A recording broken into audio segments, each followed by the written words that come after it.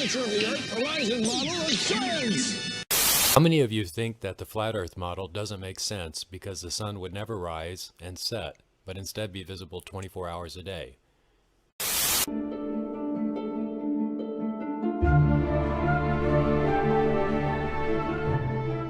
We know the Earth is round by observing it closely. If you watch a ship as it disappears over the horizon, the bottom will vanish first, and then the top disappears later. It looks like it's sinking, kind of. That's because the Earth is curved. You know the Earth is round because you can observe it closely, really.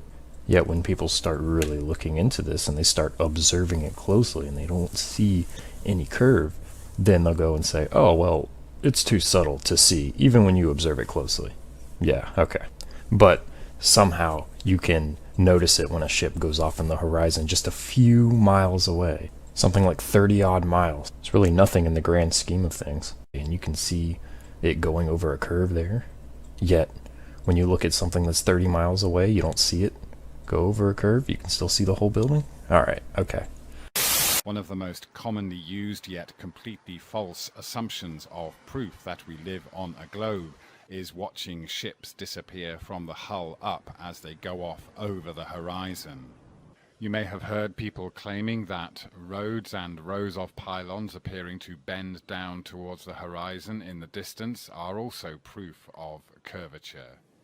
And of course we all know that sunsets are supposed to be because the Earth is turning and we are watching the sun go down behind a curve. However, it can be easily demonstrated that these assumptions are merely descriptions to fit the narrative that we are on a spinning ball Earth, when in fact all of these observations can be made over a flat surface across a very short distance, which is what we'll see here, looking along this road on top of a dam. This is a straight stretch of road across the top of the dam, and then the road goes around the reservoir. Looking at it from Google Earth, I measured the distance from where I was stood with the camera to where it starts to turn off around the rest of the lake, and we got 650 meters, so just over half a kilometer, not very far at all. So by putting the camera on the ground, we get a similar perspective to that of someone standing on the shore watching a ship go off into the distance across the sea. Keeping in mind that while any surface in nature can be flat, it will always be rugged and never completely smooth like an artificial surface. So first off, we can see this optical phenomenon going on with the railings, which is exactly the same as what is seen in photographs of the causeway and the power lines going across Lake Pontchartrain in the United States, with the claim that this is proof of curvature, when in fact we can see exactly the same thing happening here with these railings. We are below the railings and they appear to bend down towards this band of convergence. The yellow line is the camera's eye level, and the camera's quite level now, so we can see that there is this band of convergence above what appears to be this horizon line of the surface. But this horizontal line is not where the surface begins to curve away from us in any way. It is just as far as we can see from this low perspective before the surface beyond it begins mirroring. This photograph of a fjord taken in cold weather shows the same optical phenomenon happening at the horizon. The purple line shows where the surface actually meets the shore on the other side of the fjord, but then we have this mirroring beneath that and going down to what appears to be the surface of the water. Even with a relatively high perspective above the ground, we soon get this mirroring and convergence. And we'll see as we bring the camera down that the apparent horizon, that hard line of the surface, will come closer to us. The lower we go, the closer the horizon over a flat surface. The surface is still there, sorry about the camera, but it is now mirroring. And as we lift the camera up again, we'll see the mirroring receding and going back into the distance. I'll bring the camera down again and we'll see the horizon come rushing towards us as the surface beyond it mirrors instead of showing us the actual surface.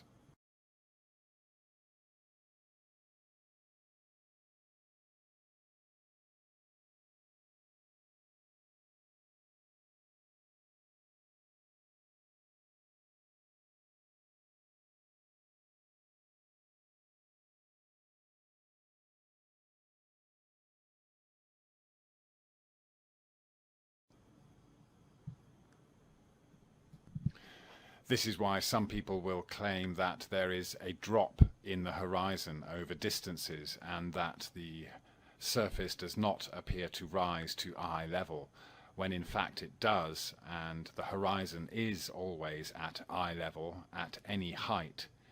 However, there is this band of convergence and mirroring just below eye level.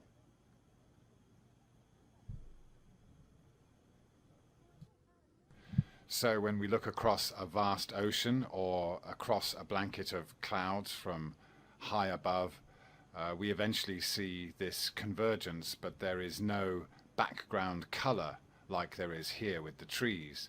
So we just get this transparent band, making the apparent horizon of the surface appear lower than eye level, making it appear as if there is a drop in the horizon when the surface is still there, but it has just become blurred and transparent in our vanishing point.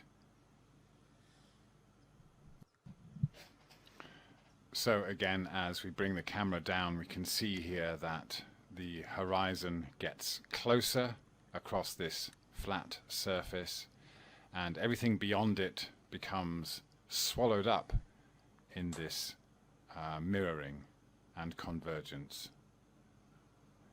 The railings go back to looking straight again as we gain more height, and the lampposts and the railings are now following the laws of perspective, but as we go down, the railings get swallowed up in this band. As this cyclist rides off into the distance across this flat surface, we'll see the same phenomenon that we observe with ships going off into the distance and assumed to be going down a curve. Now, first, the bottom will disappear. When in fact we can see that his feet and wheels are now disappearing, but he is also being mirrored by the surface. So we have the surface mirroring half of that, and the actual rider still on the surface and being observed, even though we cannot see his lower half very clearly. And as he gets further away, there'll be this kind of separation of the two, and we are left with just this top half that seems to be floating above this band of convergence or mirroring from the surface. And this, we will see in a moment, is what we actually see at sunset. We see the sun not going down below this apparent horizon of the surface, but we see first this mirroring, and then as it gets further away, it just disappears, just like the cyclist. I'm going to raise the camera and the cyclist will pop back into view, even though he's on a flat surface. There he is. And you'll watch him go round the corner to the left in a second. So this shows that giving ourselves a little extra height over a flat surface will allow us to see a sunset twice. We don't have to be looking down the curve of a ball. there's going to be an arrow that pops up here, and I'm going to show you right where this arrow points is where the true horizon line is. This is the sun reflecting off the water that's past that water line. That is your true horizon line. And as the sun sinks, or appears to sink, it's not really sinking. But what I want you to do is pay close attention to the size of the sun right now and watch how it blends into its own reflection. It's basically going to disappear into its own reflection. It's going to get smaller within its own reflection. People say that, you know, oh, if the earth was flat, well, you would see the sun get smaller and smaller and smaller. And we have shrinkage over here from the noon picture. Well, when it gets to this point, it does get smaller, but we don't see it with our naked eyes. And this is why I done this zoom in video. Now, what you'll see is right here, this is where the magic's gonna begin. Because if you watch it on each side, it's going to actually get smaller. It is blending into its own reflection. And you don't notice this standing on a shore. Because most of us, again, we are just in awe of such a beautiful sunset. Now, with the camera zoomed in, everything does go black around the sun. And it looks like a black hole. And all the light is in the center of that black hole. So it ain't really a black hole, it's a light hole. And I put out a different video, and I think I called it Window into Heaven, and I actually showed this, but I didn't really even notice it myself back then. But now, what I'm going to do is I'm going to put another arrow here. It was a little windy that day, but I waited till till this video settled down a little bit, and I put another arrow here to show you where that actual horizon line is. It is there. So what you're actually seeing is the sun is shrinking into its own reflection, and nobody realizes this. Nobody sees this. Now, at the point that I put right about here, actually, is I used the zoom tool. I took that portion of the video from that point to the end of this, to this next transition, and I used the zoom tool, and I zoomed in on it, and I wanted to give you a close-up view and a slow motion view of that sun. Now, this is the sun, and it's going to slowly disappear. It's going to do a magic act. It's going to do an illusion. It's going to deceive you because it is going to disappear, but it's going to disappear into the atmosphere. Just like some of my boats that I show that get out to a certain point in the horizon, it disappears back into that mirage, that glass area, that mirroring area, that area that mirrors the sky. So again, I'm presenting this to you as my proof. And again, I don't expect anybody to believe me. They don't have to believe me. But this is what I see. So I've got this thing slowed way down. And this is what I want you to see, how this is working. And how where below this you can see the visible water line, but up above, or above that water line, you can tell that that is a mirroring of the sky. And this is mirrored from the top to the bottom. If you split that in half, it's just mirroring the sun slowly fading away. Now, I am not a professional photographer, but I think that my videos is going to prove to your own eyes what actually happens to the sun. It is a deception. It is an illusion.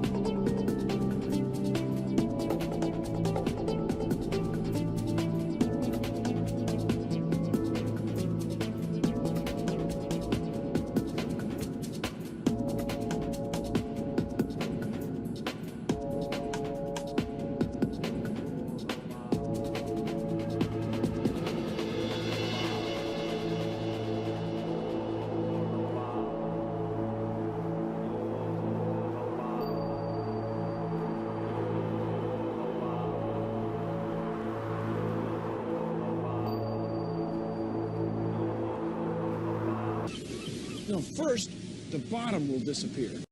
So he took the data from the internet and built all the layers of the atmosphere, and suddenly the magic happened and everything started to make perfect sense. And when I say everything, I mean everything. With 3D software, you can model the atmosphere very accurately using refraction settings.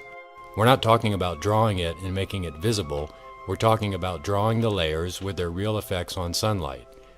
Once I discovered it, I told my team, guys, we've got a solution. We can test the atmosphere's effect on the light. After we had everything fixed, we started to compare it with real life. We actually took some real sunset videos and compared them with both the flat earth model and the globe earth model. And guess what? If you play the 3 videos at the same time, you would not know where the flat earth model is, because it really looks like real live videos.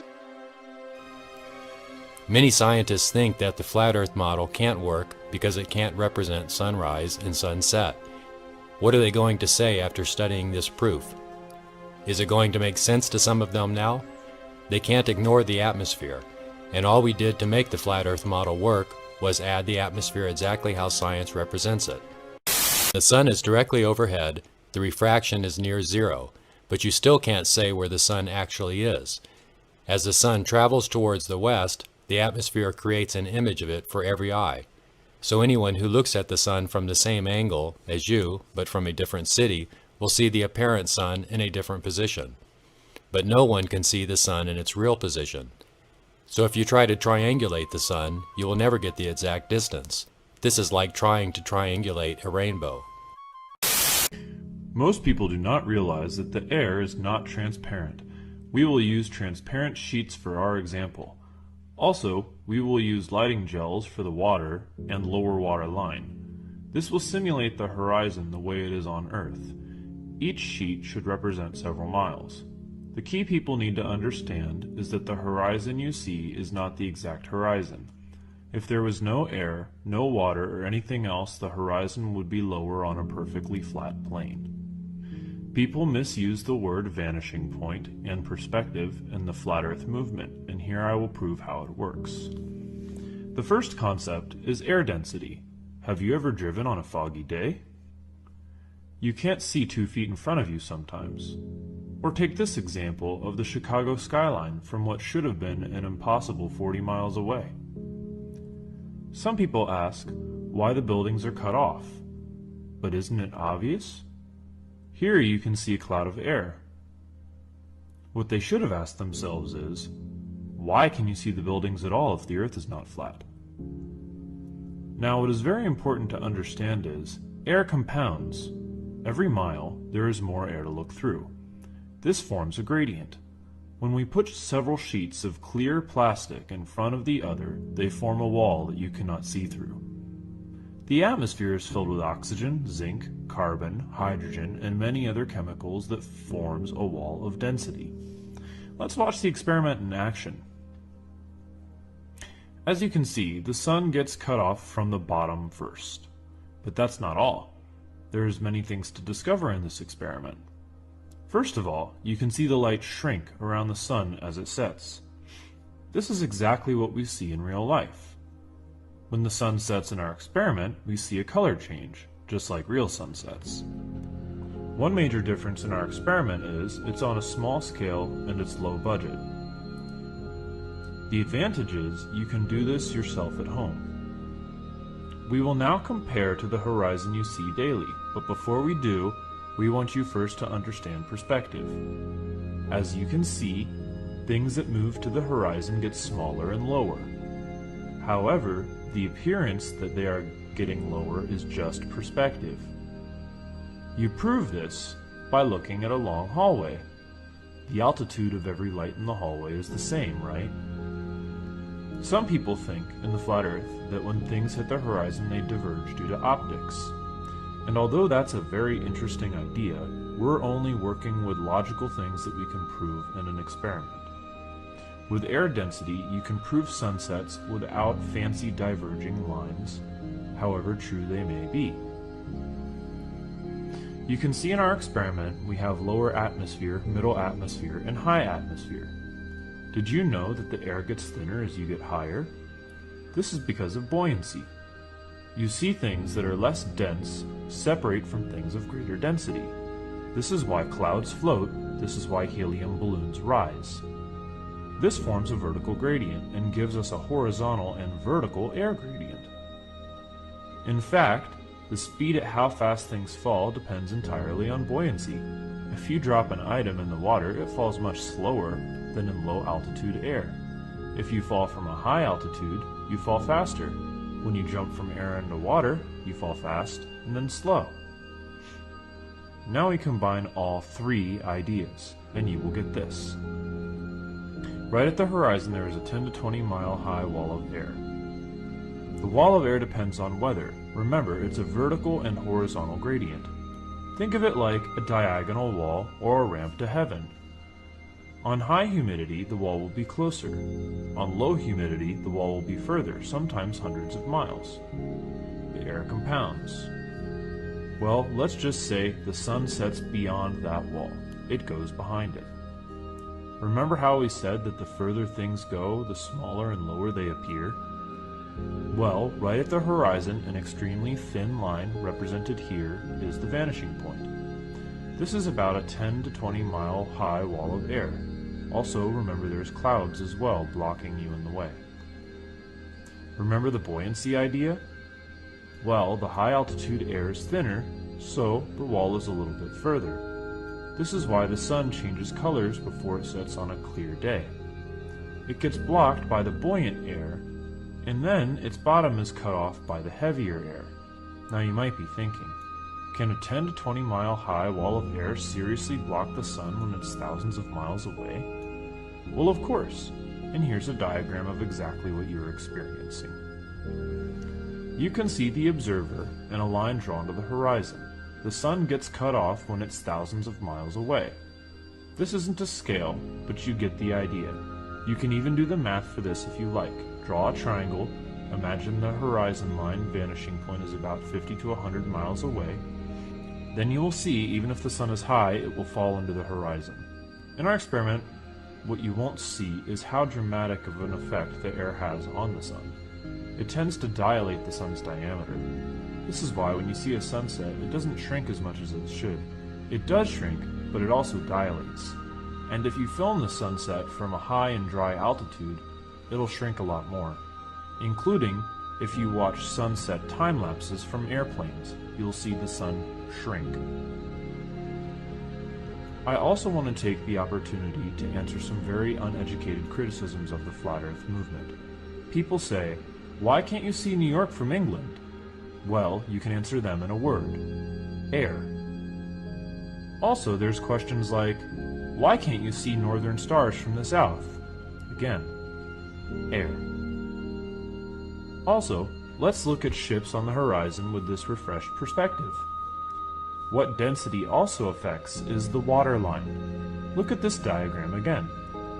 Did you know that the air above the water is filled with more water vapor? Well, of course, right? Buoyancy. So that may not seem important, but it's of huge importance in optics. Imagine if I used these blue gels instead of transparent gels. Would you be able to tell the difference between the water line and thousands of these gels stacked together compounded over many miles? Let's look at some examples. You can see here the boat is almost invisible. Here, the air almost completely blocks it. From far away, this air is dense with water and even reflects the water below. This higher waterline effect can cause boats to not be visible and even cause a slightly higher waterline occluding the bottom of buildings and beaches. Remember, over the ocean there is waves too. The water in the air sometimes causes a sparkling, wavy fractal pattern when you zoom in on it. This is why using examples such as the Bolivian salt flats, Mount Everest, and other land examples are in some ways better for proving that there is no curve. Since you also need to educate people on compounded water vapor. Also, the water line can cause boats to look like they are floating and other really funny visual effects. Now imagine looking at a sunset over the ocean and what all that air does to the horizon. Well, surely it would cause a vanishing point. Also, clouds compounded add to the long list of obstructions in the horizon. Again, for further research, you should look at converging and diverging lines of perspective on the horizon. Perhaps we can consider the curvature of the lens of our eye and even a camera lens as well to play into this. The sunset we see on the Earth matches one on a flat Earth because of the diameter change of the Sun, the shrinking light of the Sun, and the Sun's path in the sky. However, there are already so many videos debunking a round Earth and proving a flat one, and if you have seen this video up until this point, I would love it if you would do more research on the subject. When searching for the truth, it doesn't matter if the world disagrees with you. If you are right, and the truth will set you free. Here we will run an experiment and prove that light refracts and even bends in the air. We will show how this affects the famous stick and shadow experiment. We will show that the method by Eratosthenes to prove a round Earth is completely unreliable. We will show how refraction can cause the sun and moon to curve towards you. We will explain why refraction is one of the most important topics in flat Earth and how it works greatly in favor of it. Other topics covered will be the stratosphere, density gradients, Snell's law, Fata Morgana and mirages, Nikola Tesla, the SunCalc website, sunsets, the azimuth equidistant map, the false math of relativity, the diameter of the sun, the moon's face, light speed fallacy, and several other topics. If you want to see specific topics, here is a table of contents. However, we recommend that you watch the entire video, especially the parts on refraction. In our last video, we proved that air density can cause the sun to get cut off from the bottom because air isn't transparent. However, now people have asked about the sun's position in the sky and its elevation angle and if it could truly set based on estimations of its size. I've decided to make one final video on the subject to cover other important topics, a few which have not been discussed yet in the Flat Earth movement. In the experiment, we made sure to make accurate measurements to determine the altitude of a laser pointer using the stick and shadow method.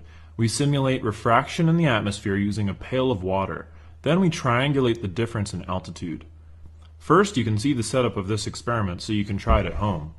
You would need a laser pointer, a pail of water, a thin stick, and a tape measurer. We made measurements and marked them. We ran the experiment several times and with different lights. The stick and shadow experiment method of measuring the sun's distance is one of the oldest round Earth experiments. It was widely ignored for thousands of years by all of the major cultures and religions until the theories became popular again in Europe. The technique involves measuring the height of a shadow compared to the object that casts it. Then you have a right-angled triangle. If you measure the distance of that city to a second city or a city that is 90 degrees below the sun, you can get a very good guess of the height of the sun. Eratosthenes guessed that the Earth might be round because he was unable to get an accurate lock on the sun's altitude from this experiment. It's worth pointing out that the stick and shadow is much worse at predicting the sun's altitude in a round Earth, and it is not even used to do so. The experiment is a complete fallacy, mainly because the atmosphere is layered. These layers create a density gradient. Each layer will refract the light in a different direction because the refractive index of the primary elements it contains will be different. From our example, we prove how when moving from air to water, the shadow will increase, resulting in a lower than expected elevation. The reverse is true when moving from water to air, or more specifically, from a high refractive environment to a low one. Here, you can see us move the water in and out of the path of the laser. There are a few things that happen. First, the shadow length increases a couple of inches. Also, we can tell that the position of the light on the ground has changed. Additionally, the diameter of the light has increased.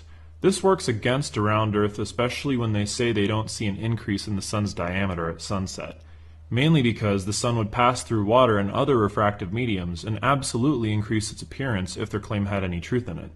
Furthermore, you can even see the angle change within the water, which is quite beautiful. If we film from under the basin, we can see the sun change positions. To prove that the plastic container does not greatly exaggerate the shadow or light, we remove it from the light. Although it does cause a slight difference, it's not as significant as the water. We take the water out of the container and pour it back in. In this segment, you can watch as the shadow grows in the light.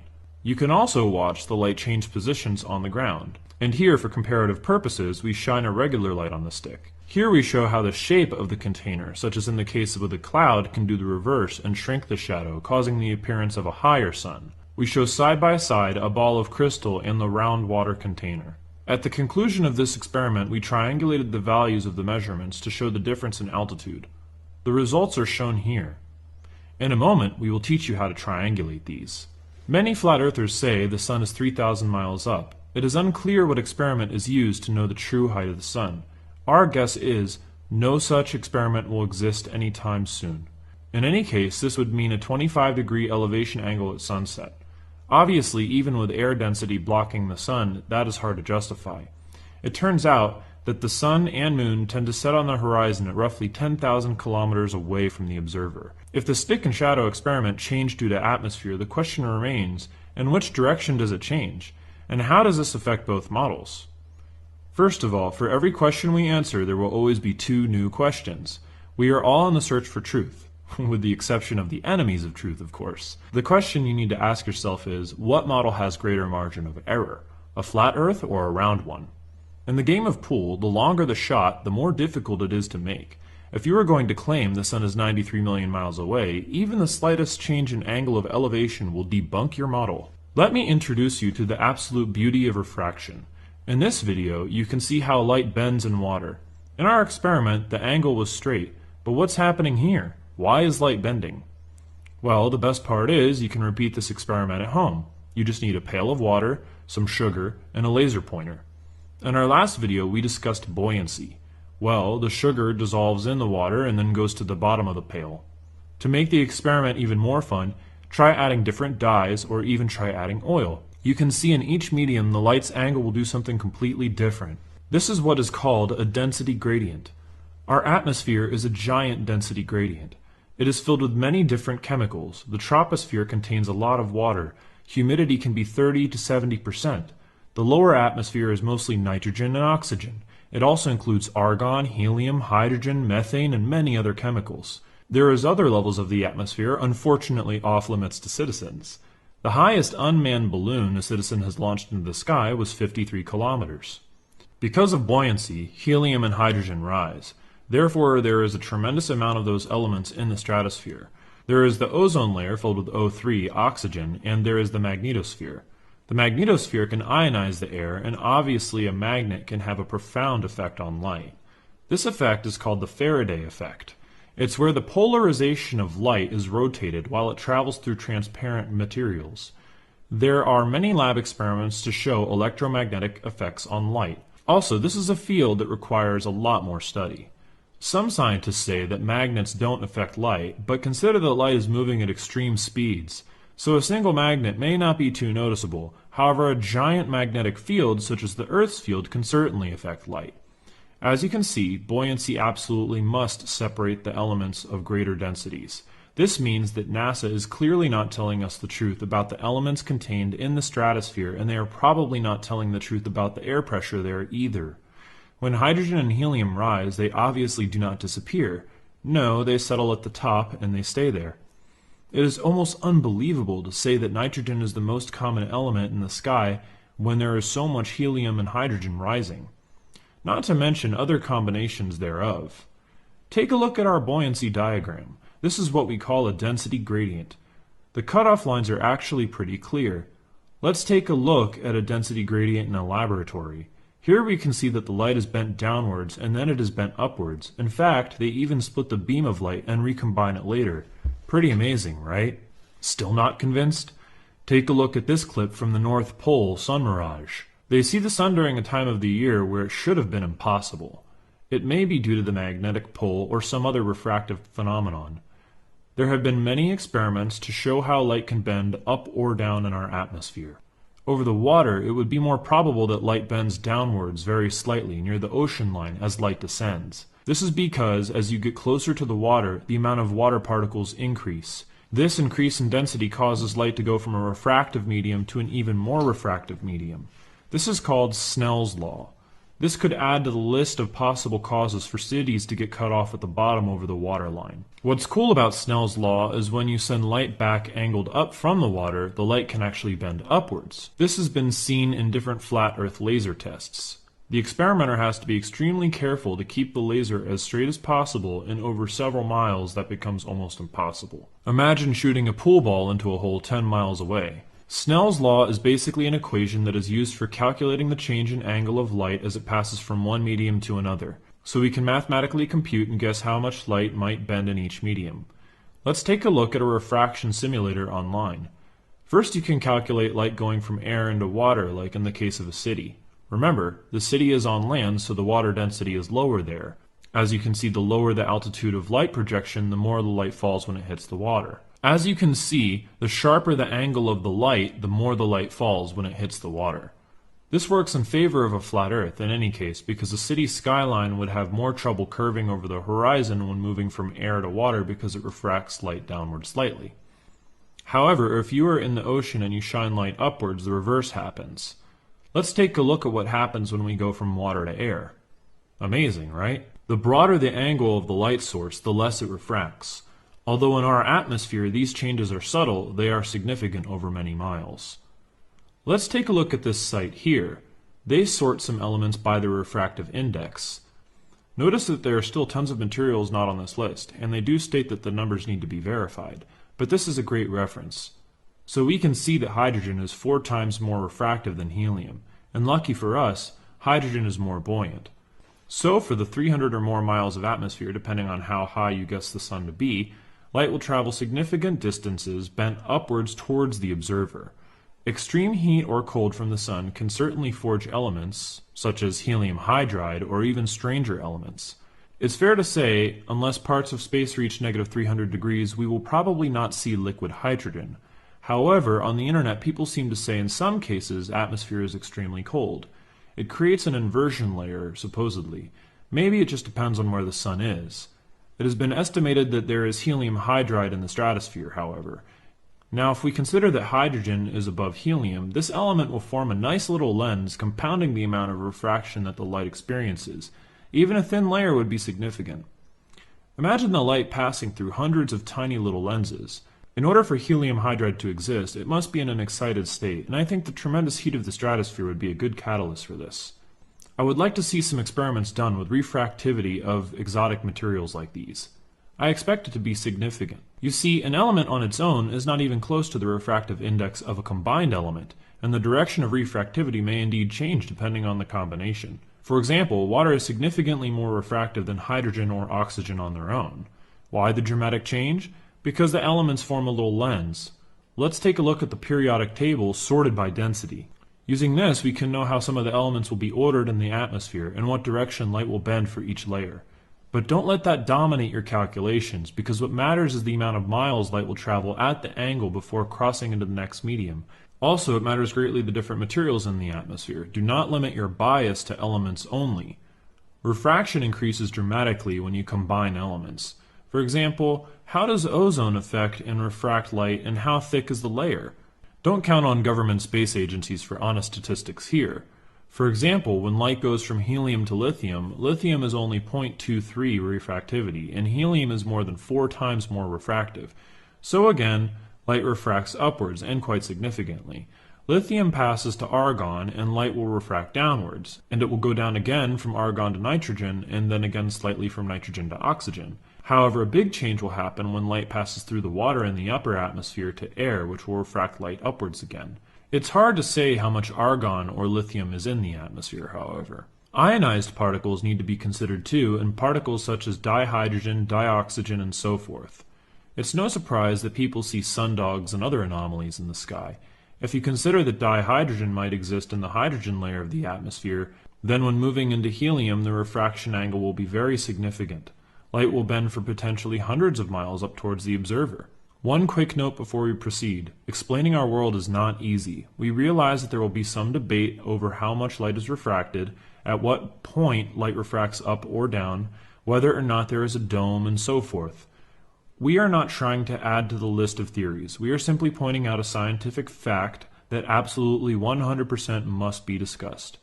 I'm going to assume that because of how many factors there are involved, that being able to calculate this mathematically is actually impossible. However, lucky for us, we have evidence that works in favor of flat Earth. It's called advanced sunrise and delayed sunset. This is where the sun sets later than it should. Sometimes the sun rises earlier than it should. This is evidence that sun's light bends upwards towards you. In fact, even according to Wikipedia, which is usually very anti-conspiracy, the sun has been seen to set and then rise again, only to set and rise within the same hour. This can be found under the entry for atmospheric refraction. Although I don't really like using Wikipedia, since news articles have been published showing the majority of Wikipedia edits in some categories come from CIA data centers. But let's use it anyways to get some ideas. First of all, their image for the sun is totally bizarre. Why do they have the sun's rays pointing upwards and then bending downwards? Don't the majority of the sun's rays come in straight? In fact, if the atmosphere bends light towards us, why does it ever get dark? Isn't the sun billions of miles in diameter? Anyways, the actual diagram should look something more like this.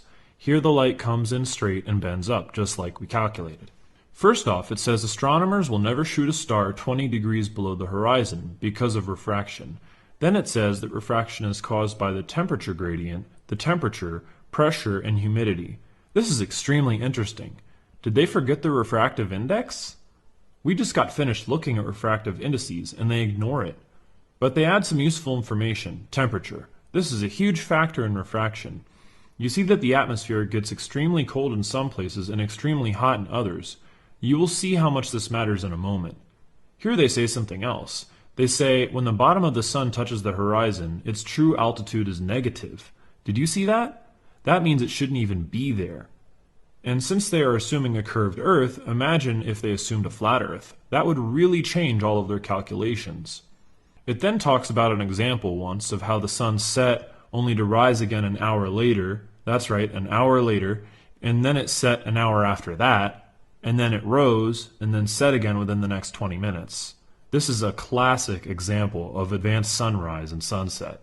Then they give some formulas, although these formulas might be kind of useless because they would have to know the exact elements contained in the atmosphere and the changes in temperature, especially in the thermosphere. And then a calculation so complex would never be reduced to such a trivial equation. However, this formula is interesting. Here it says the amount of refraction increases 1% for every 3 degrees decrease in temperature and increases 1% for every 3 degrees increase in temperature.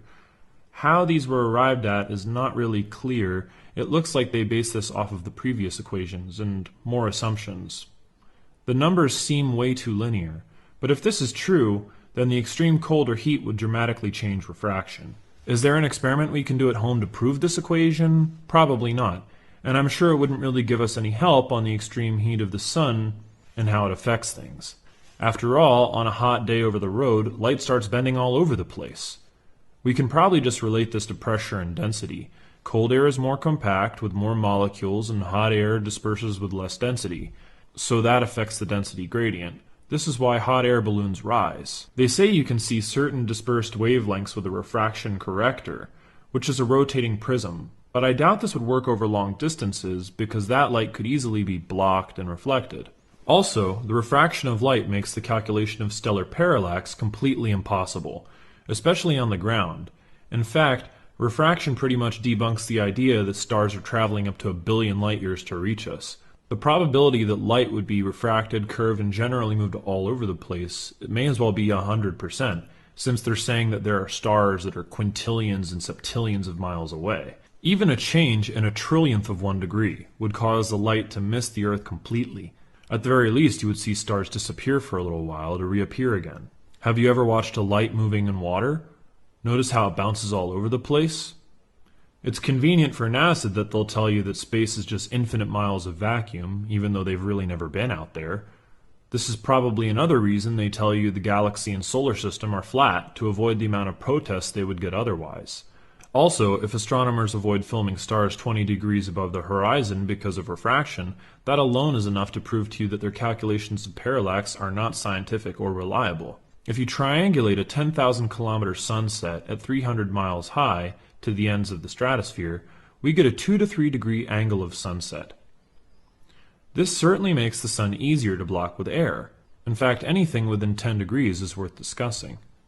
Another reason why this subject is so important is because it can potentially explain why the moon only shows one face. Flat earthers tend to ignore this problem. The moon, no matter where you stand, shows the same side. What type of magic holography is this? Well, if you consider that the atmosphere is potentially bending light towards the observer, then it makes sense that a flat light would change its angle towards us in the atmosphere. Let's take a look at some different types of holography while we are on the subject.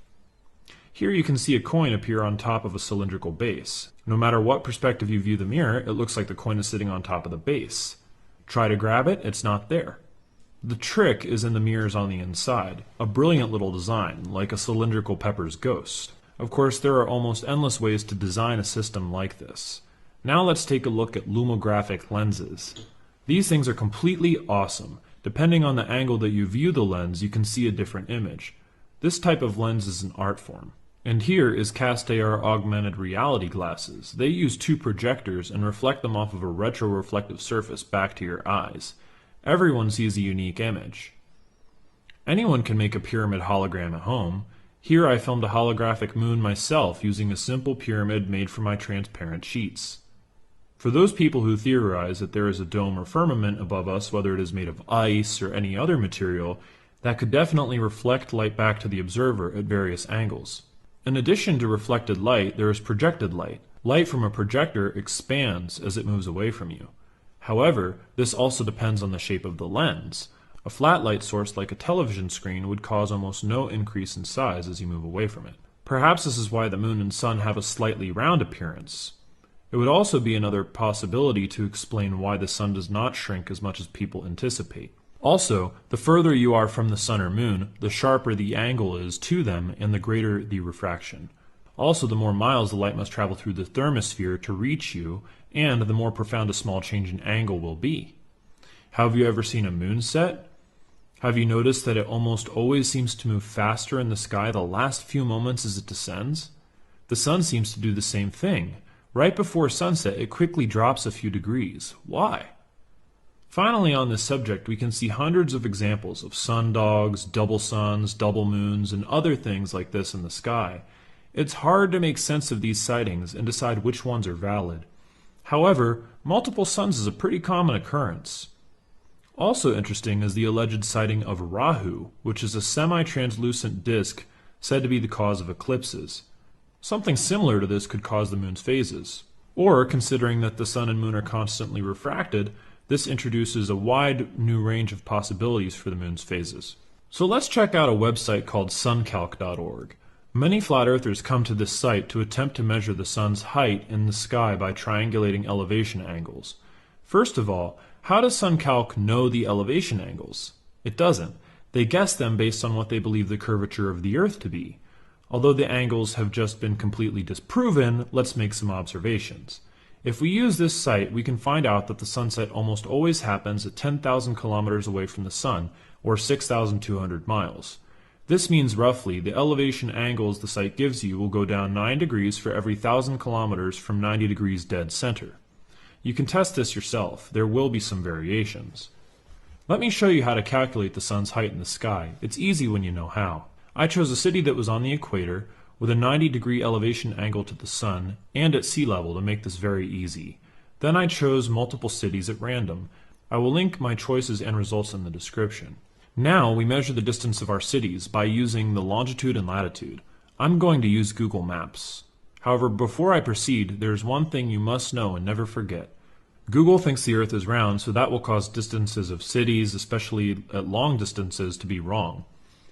Google also uses the Mercator map, one of the most blatantly inaccurate maps ever drawn. Greenland on that map appears 13 times larger than its square mileage. The equator is moved downwards, and the northern hemisphere is drawn almost twice as large as its actual size. Countries that are anywhere from 10 to 50% of the size of other countries are drawn much larger. The excuse given was, it's hard to turn a ball into a flat map. But that doesn't explain why the northern hemisphere was so exaggerated, nor does it explain why Mercator chose to shrink some countries while he greatly exaggerated the size of his European employers. At a very minimum, the map is racialist. There is other map options too. Google could be using the Peters projection, which is far more accurate because at least Peters tried to draw the countries more true to their size. Why in 2016 does Google still use this ridiculous map? So is there a map that accurately shows the size of countries? Of course there is. This map is called the azimuth equidistant map. This map projects the countries on a circle, each one being the correct distance in relation to the center point, the North Pole. The Egyptians used this map for stellar maps. It matched the stars. They will try and tell you that the southern hemisphere is exaggerated, but is this true? No. If you look at the size of Africa and South America, they seem to be almost precisely drawn the same size as their square footage. Also, if it is inaccurate, then why do many modern star chart planispheres use the polar azimuthal equidistant projection? In the case of radio, this projection allows for directional antenna aiming, especially in the case of HF communications. So the answer here is, it is used because it is the most accurate map we have. This is why it is the UN flag logo, and this is why flat earthers use it.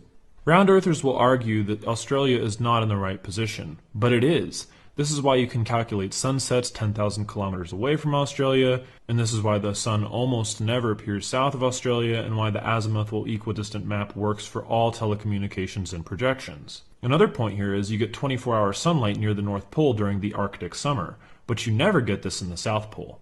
You can prove this on SunCalc, which will never show the sun to be south of the tips of South America and Australia.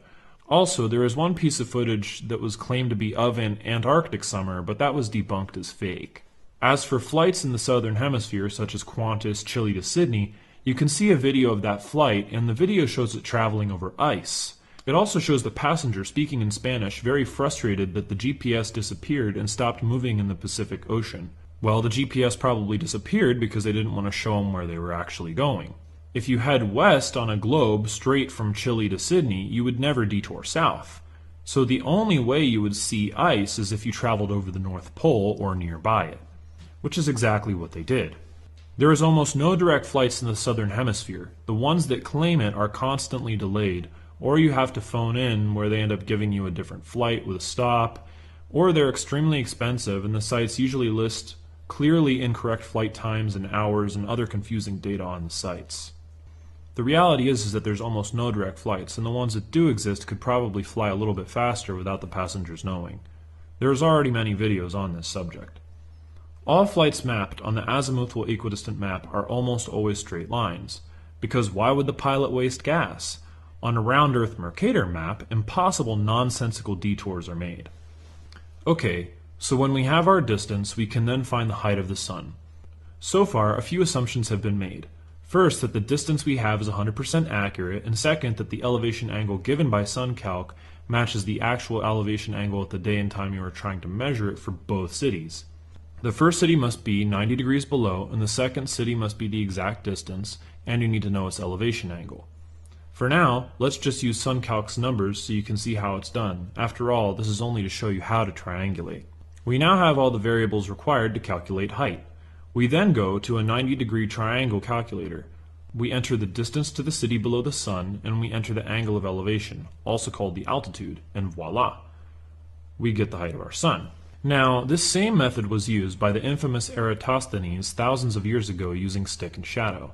By the way, isn't it ironic that round earth believers will mock flat earthers saying we believe in old theories, yet they constantly use a guy who's been dead for 2,000 years as their go-to argument for sun angles, even when for those 2,000 years the leading theory was flat earth?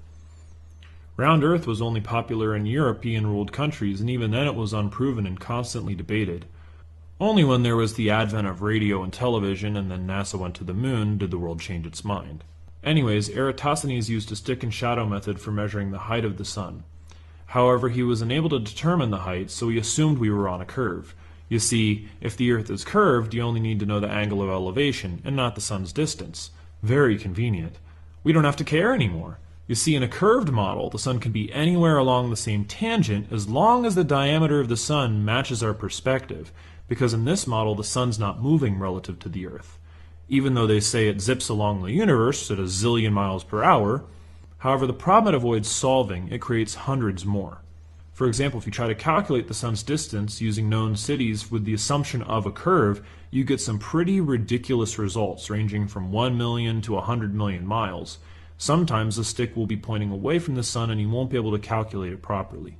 Imagine trying to shoot a pole ball into a hole that's 100 million miles away. Could you do it? You can see how many times the sun's estimated distance has changed for the round Earth model over the years, with margins of error of 100-fold. This obviously is not the scientific method. You have literally zero margin of error, and it absolutely does not match what we measure with stick and shadow when we are strictly trying to know the sun's height. So why would people who believe in a round Earth force flat earthers to follow strict measurements that they themselves don't follow? How can a citizen determine the sun's distance on a round Earth? They can't. Only space agencies claim to do this, and here's why. You see, calculations of the sun distance have been made by looking at the alleged parallax of Venus over the sun. They don't share the intimate details of this test, and I doubt it could produce the same results twice. This number cannot be calculated without assuming the distance, trajectory, and speed of Venus, assumption built on top of another assumption. They say they determine Venus's distance by transferring radar signals to other planets, something based falsely on the speed of light, which we will discuss later. And of course, results that can only be confirmed or denied by government space agencies. Because, you know, you and I aren't going to be able to fly to Venus anytime soon. The flat Earth model does not believe that planets are terra firma. They are just lights, which makes sense because they appear to emit light. The flat Earth doesn't make many assumptions. Instead, they constantly research and they perform scientific experiments that anyone can perform. Although in this video, we have speculated on different theories for the moon and chemical makeup of the atmosphere. However, this is done to hopefully inspire more research into the subject. The stars and heavens remain mysterious until we know otherwise. This follows the scientific method. Until the problem is solved, we remain agnostic. However, there is a lot of videos on the subject of CGI and how preposterous NASA's images of the planets are. It's like they don't even try. Okay, so the results of my experiment were as follows. As you can see, the sun appears lower the further away it is from the center point. Why is that? Because they're assuming a curve, so that would cause the predicted elevation angle to not have our distance in a straight line, causing a steeper angle up until sunset. Using SunCalc, the closer you are to the sun, the higher the result. Keep this in mind because the higher the sun, the higher the elevation angle needs to be when the sun sets 10,000 kilometers away. This means the more air that it needs to block the sun, or the lower it must appear due to converging lines of perspective and, of course, refraction. Also, I've noticed that a lot of people do the stick and shadow experiment in relatively nearby cities, and I've noticed that there isn't really that many stick and shadow experiments done near sunset. Anyways, we are not going to use SunCalc. We are going to use real measurements from real people. And guess what? It's extremely hard to find anyone on YouTube who filmed themselves using the stick and shadow method and gave their time and GPS location. But I did find one video from Poland made in 2013. Let's take a look at their results. Here is the link of SunCalc for you to calculate the angles from the results of the Poland experiment. Now at this location, SunCalc says the elevation angle is 45.73 degrees. SunCalc is usually set for a universal time, and they might subtract or add hours depending on your IP address. In our case, it was UTC minus 7, which is 3 a.m. UTC, which is 10 minus 7, which is exactly 12 p.m. in the time they listed in the video. The Polish kids measured 43 degrees. That's off by almost 3 degrees. But of course, these angles will never be accurate because of refraction. So if the Earth is round, then why do the results of these kids not match Suncock's predictions? If we were to triangulate that shadow to calculate the sun based on a curve, we would never make it to our 93 million mile sun. But in a flat Earth, it's okay because the sun is close and we care about knowing its nature and distance. So now I'm going to choose a city on the equator. I chose this location. Okay, so that's apparently 4,880 kilometers away from our Polish kids. This makes the sun roughly 2,830 miles high. Great. So now we know why flat earthers thought the sun was anywhere from 1 to 4,000 miles high. So let's now find out the angle at which the sun should set. Remember, 4,880 kilometers is extremely far. That affects our results too. So let's go back to our triangle calculator and plug in these numbers. We assume the sun will set at about 6,200 miles away or 10,000 kilometers. Now we get 24.5 degrees for the sunset. For the time being, let's ignore refraction, because now I want to talk a little bit more about air density. If we use our triangle calculator, we can start to find out how far and high our wall of air needs to be to block the sun at this extremely inaccurate angle. This is being done just to prove a point. At 50 miles away, with 20 miles of atmosphere, there is 54 miles on the hypotenuse of lower atmosphere blocking the sun. That's 54 miles of dense atmosphere, clouds, water, and other things constantly refracting the light. That's at an elevation of 21.8 degrees. However, it's below our target, so why stop there? The atmosphere extends 300 miles upwards at least, according to the internet. First, let's show some other possibilities. If we assume that after 80 miles away and 50 miles high of atmosphere, we get 32 degrees, which is far beyond our target. We can obviously play with these numbers to look at different angles and distances. We can even calculate a 24.5 degree angle to 6,200 miles and determine how much air is included on the hypotenuse with each mile of elevation. Now, why was a 50-mile high wall given as an example? Well, because the atmosphere doesn't stop at 20 miles, that's why. And beyond 50 miles is the thermosphere, and they consider that outer space. In fact, even at 50 miles, you can still have clouds called noctilucent clouds. If you check online, you can even see different air density estimates for different elevations. But who actually goes higher than 20 miles to measure those numbers anyway? Oh yeah, that's right, government space agencies. So we're back to trusting them again. But wait, if air pressure is so low, then how the hell do we get clouds above 50 miles? Well, they say those are rare. But here's the thing. Those clouds can't form without some sort of density and molecules in order to form them. So just because there isn't clouds doesn't mean there isn't molecules. That's why the sky lights up so bright for the sun and changes colors when the Earth's magnetic field causes the aurora and ionizes different chemicals in the air, which causes all kinds of beautiful colors. And even where it appears dark, there is still very much something there.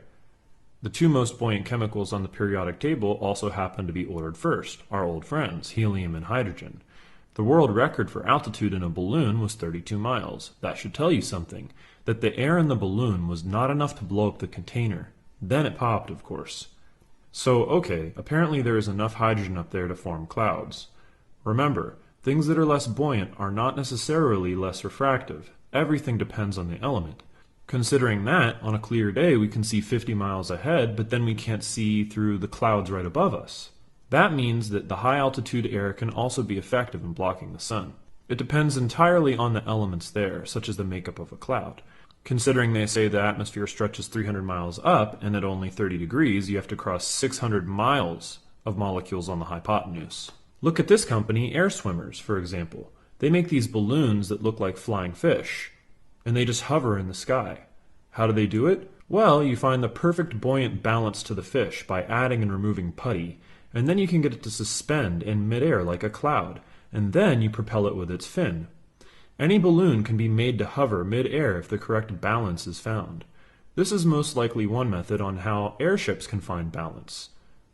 For example, if you had an air intake, you could probably find the perfect balance to keep the balloon stable in the sky. I should also mention that heat also plays a role and causes air to expand, changing the volume. and thus heat is another method to increase elevation. It may also explain why parts of the thermosphere is less dense to begin with, because it's hot near the sun, and when things cool, they contract, so consider all of this. There are even more elements at play when we are seeing the sun set. First, there is perspective. Can we see the sun? And second, there is whether or not the light is lighting us. The two are not related. For example, even when the sun is blocked by the clouds, it still lights us. The reverse is also possible, and I will give you an example. Let's take the example of the moon. The light is extremely powerful, but it doesn't light up the whole atmosphere. The moon's light doesn't appear to have the same qualities that the sun's does. However, it's still visible. Another example, a small light in your house only illuminates locally in a corner, but it won't light the whole room. In fact, the rest of the room might appear dark. Lastly, if we go into the depths of the ocean, the light is always blocked by something. It never travels far. At the ocean depths, light won't even go more than a few feet. This is important because flat earthers have said diverging perspective lines can cause the sun not to be seen. However, they probably didn't consider that the light could illuminate things near you. However, when you add refraction, then the light might not reach you. This is why air density is important. Okay, but let's not rely on converging lines. Let's try to explain perspective with converging lines. Now, if the sun is at a higher angle, why would it appear on the horizon? Well, first of all, the horizon we see is not the true horizon. It must be a little higher, as proved in the air density video. Second, as things move to the horizon, they appear lower, and the altitude of things make them appear angled. This is why it's so extremely hard to determine how far stars are. To us, they are lights in the sky with no apparent parallax. Without parallax, the only way to know a star's position is triangulation. But for that, we need to know the angles to the stars. But you can't know the angle of something based on its visual appearance alone. You can see where it starts getting difficult. Our eyes triangulate things, but the further something is, the harder it is to determine its distance because of perspective. This is also true for multiple cameras and 3D triangulation of points. It's a common problem in computer science. That's why 3D reconstruction is so much easier with parallax and distortion of known patterns, like in the infrared projector on a Kinect camera, or by using multiple photos. If you enjoy the subject of perspective and higher level math, then I'm going to recommend you watch videos about projective geometry by Norman Wildberger, who gives amazing PhD level lectures on the subject. This subject used to be taught in all schools before the 20th century, but they stopped teaching it for some reason, something that Norman laments. He seems to think our math has actually gotten less rigorous. Perhaps that's why there was so many good artists in the Renaissance period. So let's take a look at this video by Phuket World. The video is actually pretty brilliant. He shows not only the size of things getting smaller as they approach the horizon, but how they also seem to be affected by the angle of approach. In this example, the vehicles converge to the center point of his measurement. Despite going straight, they all seem to converge to the center at 23.5 degrees. This is a funny coincidence that his observation matched the round Earth proposed axial tilt. What he also shows is that over and over again, things dip below the camera's perspective despite being on a flat road, mostly because perspective and extremely small bumps in the road. Also, our eye's lens is curved, and so is the lens of a camera, and this is something that I don't really see discussed often. Now, we already know that wide-angle lenses causes things that are far away to curve. This is why fisheye lenses are totally ridiculous choices for filming the horizon. But at what point does the lens in our eye affect the angle of elevation, and at what point does it cause things on the horizon to converge? After all, the further away something is, the more likely it is to be affected by the curvature of our lens. You can try a pinhole camera, but the pinhole camera model does not include, for example, geometric distortions or blurring of unfocused objects caused by finite-sized apertures. It also does not take into account that most practical cameras have only discrete image coordinates. Its validity depends on the quality of the camera, and in general decreases from the center of the image to the edge of the lens, and distortion will increase. So how can we know with 100% certainty that our visual angle to the sun is not affected by any of these things? And can we know that light from the sun can reach beyond 6,000 miles away? Especially when light doesn't travel more than a few feet in the depths of the oceans. After all, when an eclipse happens, it gets dark, but we can still see the sun. So what gets illuminated and what can be seen are separate issues completely. If the vanishing point is slightly angled and the objects that approach the horizon appear lower, it's also unclear that you would be able to visually prove that the sun cannot be flush with the horizon or diverge below it due to optics. It's fair to say it never sets at 0 degrees anyway. So what does this mean? Well, if the sun turns out to be 1,000 miles high or less, then we only need to account for a 9-degree or less elevation angle at sunset. This is pretty ideal. The sun may even be less than 500 miles high. When you start to seriously study chemistry, our atmosphere, electromagnetism, refraction, and optics, an unlimited amount of doors will open for you. So the different ideas work together perfectly, and you can see how important it will be for people to continue research. And then they start to say things about the thermosphere like that it reaches 2,700 degrees, but then they make excuses as to why that won't melt the ISS. Brian Mullen had a very good video on the subject. If they claim to not be melted at that height, then how did they measure the temperature to begin with? And whatever is making the particles hotter, shouldn't that also be heating the ship? One possible explanation for the temperature increase in space is simple. They're close to the sun. We might see it go from extreme heat to extreme cold. All kinds of elements could be generated up there, maybe highly refractive elements, further layering our atmosphere. After all, if the Earth is flat, why should we assume the sun and moon are flying through a vacuum? Especially if we know that NASA is feeding everyone false information. It's much more believable that the sun and moon are something so unbelievably awesome that it would humble and amaze all of us. Also, light changes speed in water and gas. This is very important, and when you realize this, you will be amazed at how much modern religious scientism falls apart. Light can slow down anywhere from 3/4 to 1/3 of its speed through water and glass, and using a crystal you can even trap light. By use of a Bose-Einstein condensate, Danish physicist Lene Vestergaard Hau at Harvard University succeeded in slowing a beam of light to about 17 meters per second. Okay, so why does this matter? Well, there are many things you can do with light. You can refract it, changing its direction, you can diffract it, you can separate the waves, and sometimes isolate color frequencies, like Royal Raymond Rife did to analyze bacteria without harming it with the world's most powerful cellular microscope that he made. Or you can reflect it.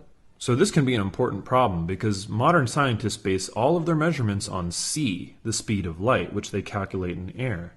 But remember, air is filled with at least 30% humidity and tons of other chemicals that refract light. It's not even close to being transparent. There is so much air pressure that it can cause planes to rip apart if they fly too fast at low altitude. They never measure this speed on Earth in a vacuum chamber. Their official number for c is based on experiments done in lower atmosphere, which we can prove because people actually measure this and post those videos to YouTube. They might use an oscilloscope and a mirror, for example. Let's also consider the margin of error in their measurements and in their equipment. Now, if you are not measuring c in a vacuum, then how can you know its true speed? It clearly moves slower in air, so the speed of light must be wrong, but how much is debatable. However, if you suck the air out of a train, it will crush like a tin can. Sending lasers from Earth to be refracted back won't work either, because it still needs to travel through the atmosphere. So who can measure light in a vacuum? It's possible that it's almost infinitely faster. So why does this matter? Because it debunks the speed of light and brings relativity into serious question. But don't take my word for it. Let's look at this video by Norman Wildberger again. He does an absolutely brilliant job showing you mathematically why GPS would not possibly work without relativity. The math is absolutely beautiful. He brings up the Michelson-Morley experiment, which proves the Earth wasn't spinning, because no matter what direction you measure light, the result is the same, even in the direction of the alleged spin. The globe Earth was basically screwed by the experiment.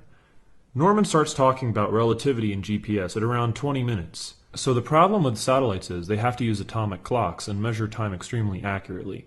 They say many satellites are 23,000 miles away, for example, or even more in some cases. So right off the bat, you know that anybody who thinks they have seen one has obviously had it confused with a weather balloon or something else. Nobody is going to be seeing anything 23,000 miles away. Second, the satellite somehow had to get past the blazing hot thermosphere, and third, why the hell would anyone send satellites 23,000 miles away when they can just use weather balloons or skywave or fiber optic cables or ground-based towers, which is exactly what they do. And of course we have no videos of the Earth spinning and no photos that aren't CGI composites. If those satellites were real, there would be thousands of videos of the Earth spinning and thousands of photos. Well, one thing that is certain is light can move longer distances vertically because there are less obstructions and it's moving through a less dense medium. Technology such as skywave, for example, has been around for a very long time, and it functions by reflecting waves off of the ionosphere. A similar effect can be achieved with balloons, sending signals from one to another. Now, Norman is a genius mathematician, and he explains that the results of GPS and its ability to triangulate would be off by milliseconds. Then he uses relativity in his math to fix the problem. So he's forced to use relativity here.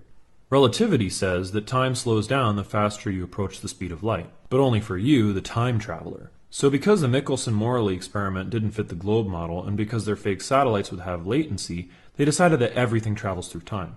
First of all, Norman makes some assumptions. First, he assumes that the speed of light is correct. But we already know that light was measured in the atmosphere and not a vacuum, so it can't be perfectly accurate. So his first assumption is based on an incorrect number. Next, he assumes the government is telling the truth and that there are satellites 23,000 miles away. Now you tell me, what is more logical? Is it more logical that light travels through time, or that the speed of light was wrong? Is it more logical that light travels through time, or the government lied about satellites? Does light travel through time, or does the Earth simply not spin? Does light travel through time, or are satellites actually just balloons and skywave and ground-based technology? Tesla was one of the greatest minds in history. He discovered alternating current. It says he discovered the radio before Marconi. He invented more things than almost anybody of his time. He was literally the father of all of our modern technology. And he didn't believe in relativity. He also did not believe in the atom molecule, and he believed that electrons were physically impossible. Look at some of these quotes by Tesla. He was obviously a huge fan of the geocentric model. Tesla believed in the scientific method. He did not agree with the idea that you make up a theory to explain a phenomenon. That is the reverse of the scientific method. It borders on religious dogma. Tesla would lament that science moved away from experimentation and into math and conjecture. But Einstein didn't care. He's famous for saying, if the theory does not fit the facts, change the facts. In other words, what he's basically saying is, I'm right, and if you don't agree, I change the laws of your reality. We are men of action. Lies do not become us. Well spoken, sir. Relativity is just as nonsensical as his idea of gravity bending space. They always show you space bending on one plane, but if gravity bent space, it'd have to bend it in all three dimensions on all planes simultaneously, which is basically the same as saying nothing.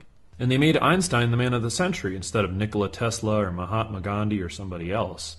Where Tesla gave us the modern world, Einstein gave us mathematical excuses. Also, if the speed of light is wrong, then light years are wrong, and so is every calculation that space agencies do. Stellar parallax was in constant dispute in the early 1900s. If you can't accurately determine the exact angle of refracted light, then why on earth would you think you can determine the parallax of a star? Well, there is no stellar parallax, and it is much more logical to assume the stars go around us. Otherwise, the stars would move in synchronicity and force scientists to assume the galaxy is flat. Scientists also assume that the solar system is flat. But how can the solar system or galaxy be flat? That is a statistical impossibility with no regard for three dimensions. Believing this is almost a religious belief. Why do people agree with this? So who's the bigger flat earther, us or them?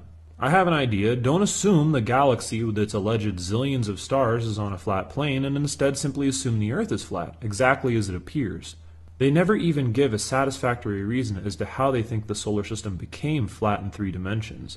I doubt you will even find a working computer model for that theory, although I'm sure somebody somewhere has made us a pretty animation. Most modern theories are hardly ever questioned. If the subject of stars interests you, I highly recommend you investigate this further. So what about a theodolite for measuring angles? Well, surveyors use them all the time. They are, however, not very useful for extremely long distances. Not to mention, as distances increase, so does your margin of error. So another question about the sun is, if you use a solar filter, then the sun will not shrink in diameter. Well, first of all, there is very little footage, if any, of the sun for 24 hours through a solar filter sunrise to sunset. Also, most of the footage zooms in on the sun.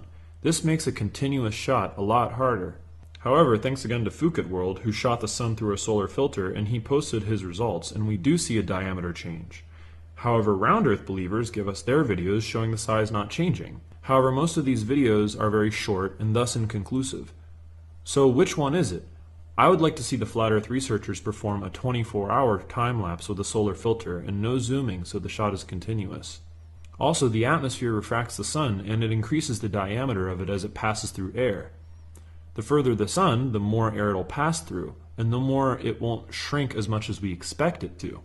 This was explained in my first video. Also, it depends completely on the light source and the lens of the light source. For example, when you use a projector, the image actually gets bigger as you get further away from the projection. By the way, in my first video, a few people wanted to know how I can prove that we were walking backwards. Well, you see the diameter of the light shrink, and in one shot you can see the light overhead. The reason it descends so fast is because we sped up the footage 300%. In fact, you can tell a lot of the clips that we used were sped up to fit the video within the audio and get it within 10 minutes. We walk backwards from the table in the room to the end, which is about 15 feet away. Plus, you can do it yourself. Do it with 2 cameras if you like. Do it with the lights on even. The results will be the same. In order to set it up, just use transparent sheets, cut them into different heights, and stack them on top of each other. The more sheets for each layer of atmosphere, the denser that layer of air. You can also experiment with different gels and simulate different elements. Some people ask, why does the sun approach left to right or right to left in different hemispheres? Well, obviously that depends entirely on which way you are facing and if you are north or south of the sun. I've noticed that people use these videos where they show a stick and shadow going around a little piece of paper with north marked on it. But this is clearly wrong, because if you are south of the equator, the sun will be approaching from the east, which will be on your right-hand side if you're facing north, and it will cast a southerly shadow on the stick. As it moves from right to left, the shadow will appear to move counterclockwise. If you perform the same stick and shadow experiment north of the sun, the shadow will move in the other direction. Of course, the sun can't change from clockwise to counterclockwise. The sun's path at the equator is never straight up and down. On a flat Earth at 90 degrees under the sun should always swing in slightly northernly. Also, the equator is not possible in a round Earth model. The equator's position in both models depends entirely on the season. In a flat Earth, the sun traces different circles spiraling outwards for the seasons. In a round Earth, you can't have an equator because of axial tilt. This causes the Earth to be on one side of the sun 6 months later. The side of the Earth that was tilted towards is now tilted a ways. That's their explanation for seasons, but it doesn't actually make any sense. Look what would happen to the South Pole. If the South Pole was ever exposed to the sun like that, the temperature would rise dramatically. But if you compare North and South Pole temperatures, the South Pole is always a lot colder. So which model better explains seasons? Easy, the flat Earth model. The flat Earth model has the South Pole along a much larger line and further from the sun. Also, equatorial countries keep a very consistent temperature year-round, and northern cities get unbelievably hot, like Vegas and Mexicali, despite being slightly above the equator. This is because in the flat Earth model, the sun spirals inwards and outwards depending on the season. In the flat Earth model, the sun spirals would average in the center of the equatorial line, giving a pretty consistent temperature, but it would move slightly above and below it to account for seasons and would still be distant enough to set from everything. We can also measure 10,000 kilometers from every single point from where it sets. Both models explain varying daylight time, but the round Earth suffers from the fact that the Earth is on the other side 6 months later, forcing them to prove the impossible. Why isn't day and night not flipped 6 months later? So the flat Earth is a lot more modest in daylight times. If the sun is further south, it circuits near the southern hemisphere countries for much longer. Also, the sun's speed in the flat Earth increases during that time. Then it spirals inwards into a smaller circle. Some people have theorized about a dome, and although that's a very interesting idea, it's a little bit beyond the scope of this video. There are many theories out there. Some think there is more land, some think there is a dome. What is absolutely certain is we are not on a spinning ball. Also, crepuscular rays is strong evidence that the sun is a lot closer. A great video by P-Brain was done on the subject, where he shows how the light angles would come in. Now, you might say that this is due to perspective, but the problem is crepuscular rays are pretty localized. There are also hotspots from the sun, and the angles of crepuscular rays are extremely sharp. The sun appears closer because it is. Finally, we come to one of my favorite subjects, and that is the subject of Fata Morgana. Fata Morgana is a complex form of superior mirage that is seen in the narrow band right above the horizon. This optical phenomenon actually dramatically favors the flat Earth. In my previous video, I explained how the waterline can appear slightly higher due to the tremendous amount of water particles near the water's surface, which can form an inferior and superior mirage. Fata Morgana is usually layered and usually inverted, or both inverted and straight. Well, when you zoom in on the horizon, you are only looking at this extremely thin line of the horizon. It becomes pretty self-evident that after 40 miles, strange things can start to happen with compounded air. What do you notice about every mirage that you see? Well, first of all, they're completely awesome. They're also pretty common over water and over the hot desert or in extremely cold climates. This mirage here is awesome. Look at how it looks like a flying ice wall. One thing that most mirages have in common is they are wavy, with fractals, and sometimes they look ghostly looking. Compared to the time-lapse of the Chicago skyline, there is absolutely no way this is a mirage. It looks nothing like the images you just saw. The entire city is intact, and there's no wavy lines or inversion layers. Also, things that you can see within 10 miles away at sea level, like boats, islands, and other shorelines and so forth, should be more than 6 stories below your line of sight.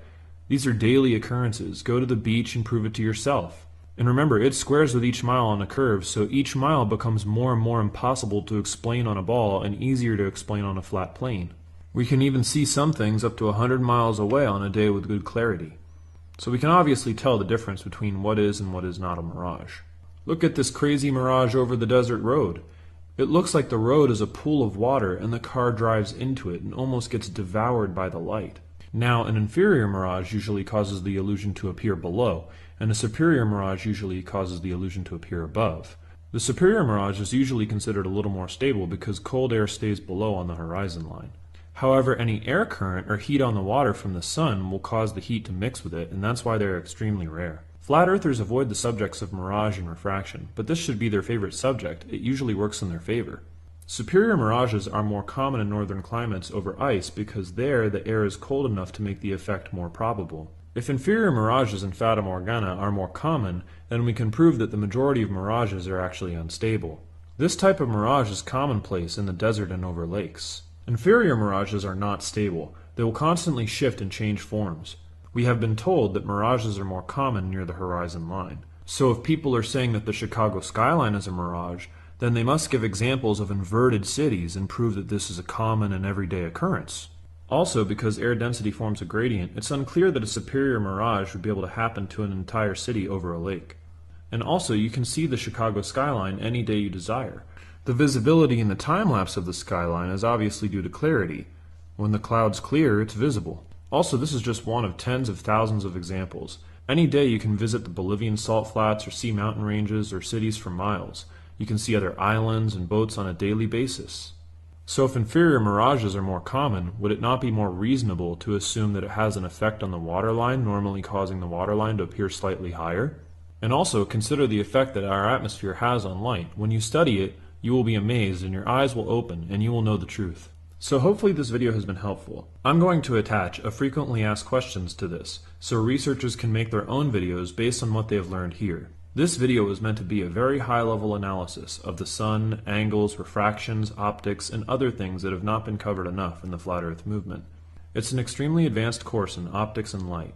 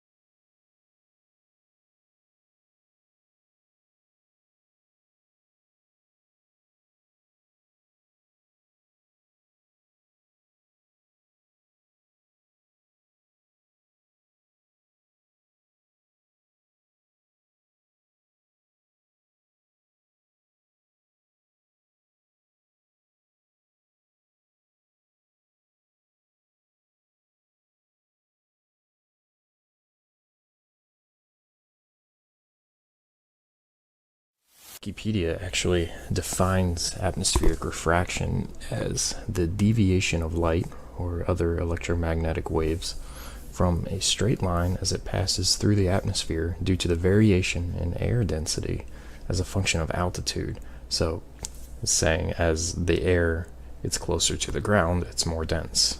So atmospheric refraction near the ground produces mirages and can make distant objects appear to shimmer or ripple and appear elevated or lowered, stretched or shortened with no mirage involved. So now let's take a look at the sun. Is this not what we see? Can we not see ripples in the setting or rising sun? I think we are clearly seeing atmospheric refraction here. Could we also conclude then that due to this light refraction, the sun appears to be lower than it actually is, as previously stated?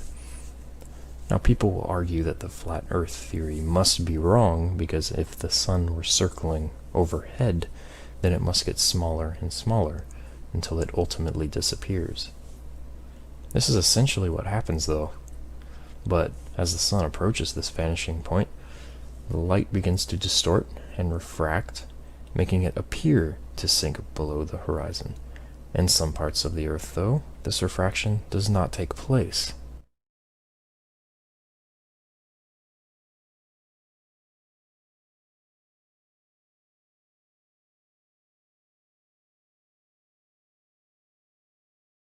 Couldn't the phenomenon of the sun turning distorted and rippled, appearing to sink and changing darker color, happen on a globe too? I mean, after all, we are rotating away from the sun, which increases the distance the light is traveling to us, right? That can account for the light refraction, right? On a globe Earth then, you would need to justify that the sun is not actually moving further away from the observer, but the observer is rotating away from the sun, which we are in that model. But how far are we going? The Earth is rotating at about 1,675 kilometers an hour, 1675. Depends on where you are though, it's faster toward the equator. Now to make the math work, we would need to convert those kilometers to miles. This would be about 1,041 miles per hour. It's pretty fast. It's fast as shit. Now from 12 p.m. to 6 p.m., approximately when the sun sets, you would go 6 times 1041 miles, or about 6,246 miles, not accounting for the curvature though. Just to make the math simple, that's about how far you would go. So that's a long way, right? Explains the light refraction, changing color, mirage? And I don't think so. Not at all, actually. You need to consider the relative distance that you are rotating away from the sun, out of the whole distance. The sun is 93 million miles away from the Earth. Relatively, we are not moving far away from the sun at all in this time period from 12 to 6. In fact, we moved 6,246 miles away from the sun out of the total 93 million. So doing the math, the distance we traveled divided by the total distance is 0.0006716. Or 0.0672% rounded. So objects look distorted and refracted as they get further away. Good, I get that. But you're trying to tell me that an increase or decrease in distance that light travels of a measly 0.062% is going to cause the sun from looking white in a perfect sphere to dark orange, rippling, and misshapen? On the flat Earth model, these calculations are not exact, but the sun could easily go from the estimated 3,000 miles above your head at noon to 5,000 miles away from you at sunset, which is almost double the distance out of the total distance. That's almost a 50% increase, about 744 times that of 0.0672. This much larger increase or decrease in distance could much more easily explain the phenomenon of light refraction regarding the sun and the distortedness and change in color. So, the process of testing claims, the world is flat, the world is round, is what we call science. We did this observation at nighttime to see if we could see the tower because it's illuminated.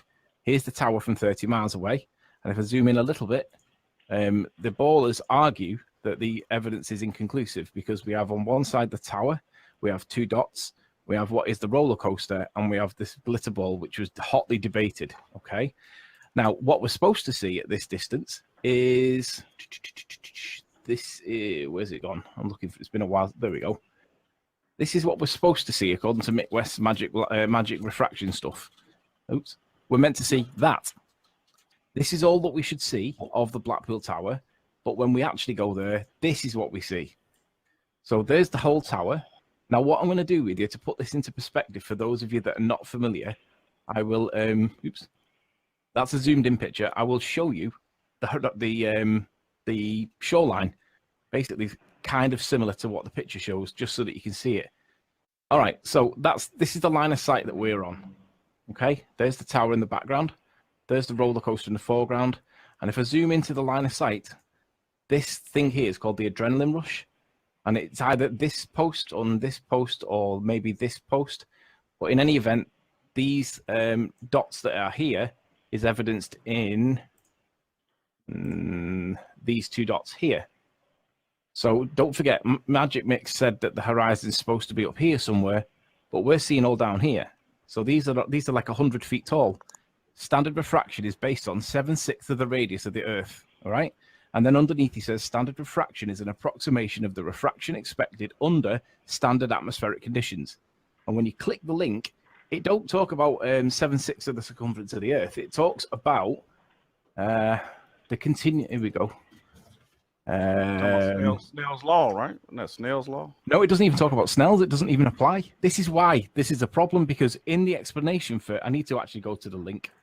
Give me a sec while I pull up the link, because I can't remember where I had it. So give me a sec. While you do that, I'm going to do a quick link to the audience, if you don't mind. So, okay, so just to conclude my point, and then you can come back to me. Standard refraction is based on 7/6 of the radius of the Earth, and he says it's based on the approximation of the refraction expected under standard atmospheric conditions. But when you click into this, the calculation is there you go. The ISA mathematical model divides the atmosphere into layers with an assumed linear distribution of absolute temperature against geopotential altitude. The other two values, P and D, or pressure and density, are computed by simultaneously solving the equations. Okay, vertical pressure variation and an ideal gas law in molar form. But it doesn't mention anything about 7/6 of the radius of the Earth. And also, it doesn't mention anything about the application of Snell's law. Now, why is that? It's a good question.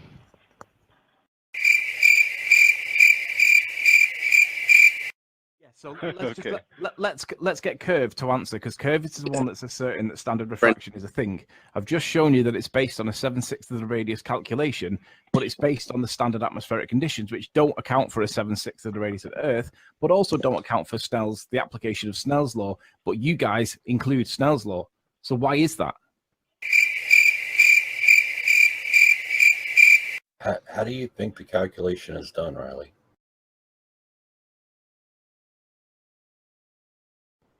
Well, it shows you in here. If you read what it says the ISA mathematical model divides the atmosphere into layers with an assumed, that's a keyword, linear distribution of absolute temperature against geopotential altitude.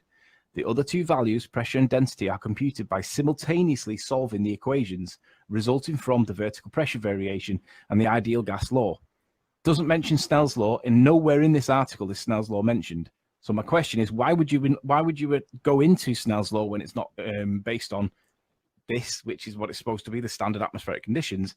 And why does the standard atmospheric conditions not mention 7/6 of the radius of the Earth when it talks about the continuous simultaneous solving of the equation? It doesn't mention this at all.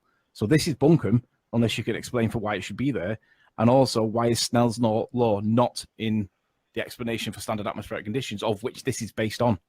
Can you tell me why Snell's law is accounted for when it isn't accounted for in that article either? There's no mention of Snell's law in here. Do you understand what a simultaneous solving of an equation gives you? Oh, God. Riley. Answer the question. You keep on doing it. So what's the end then? What's making the equation end? There is no end to it. It's the variation of the vertical pressure variation with the. I know there's no end. That's what I want him to say. That what's making the end? Because you put in a variable, and without the variable, that's the only thing that makes it end. Because if it was the continuous solving of the equation, according to what he says, which is the 7/6, that would mean that we would see the building in the background shrinking and stretching. 7/6 is a standard approximation.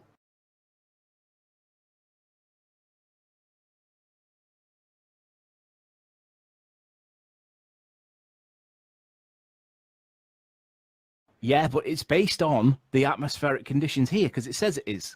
Now, if you do the continuous solving of the equation that's here, what that means is that the building that you're looking at should be falling behind the curve of the Earth, bringing back up, falling behind the curve of the Earth, bringing back up.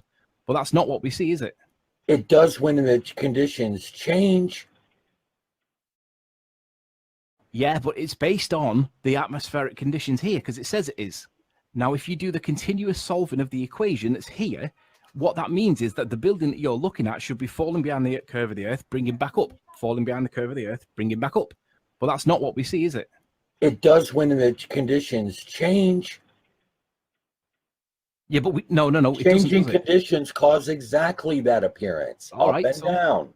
Let's go with the skunk bay footage and let's see what actually we see when we see over time lapse, because it's the only example that I know where there's time lapse done of distance observations.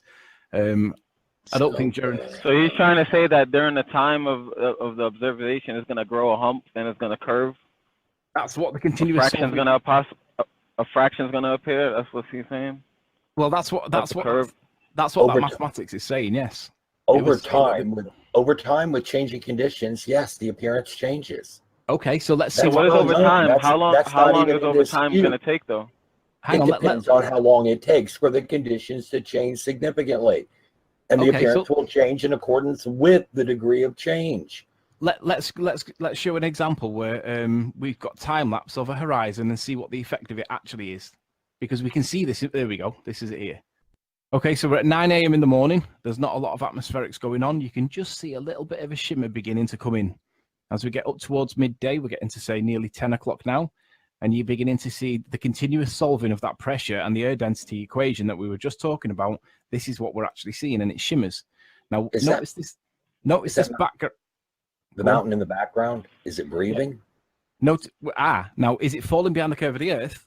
Is it breathing? Hang on. Is it breathing? The top of it seems to be going up and down. It's like it's undulating or something. Is that Gaia breathing?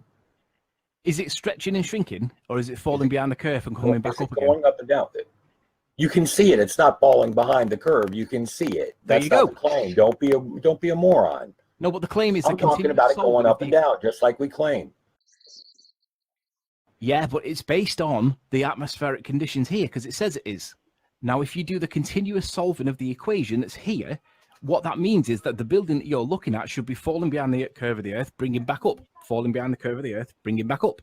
But that's not what we see, is it? It does when the conditions change. You've got tides going on here. No, you're misunderstanding the point. Let's go back to the point because you've missed it. Let's go back to this. No, I haven't missed anything, Riley. You're missing it all.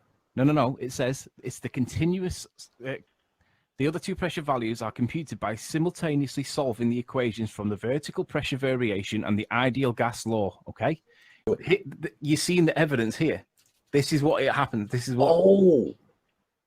This is what time lapse shows you. This is what the effect of the horizon does. Now, your position is that it falls behind the curve of the Earth. My position is that it stretches and shrinks consistent with what the explanation shows you. Also, my position is that Snell's law doesn't apply because it doesn't say that it does, and that the 7/6 application of the radius of the Earth doesn't apply because it doesn't say it does. Dude, do you not see physical objects on land moving up and down in the image?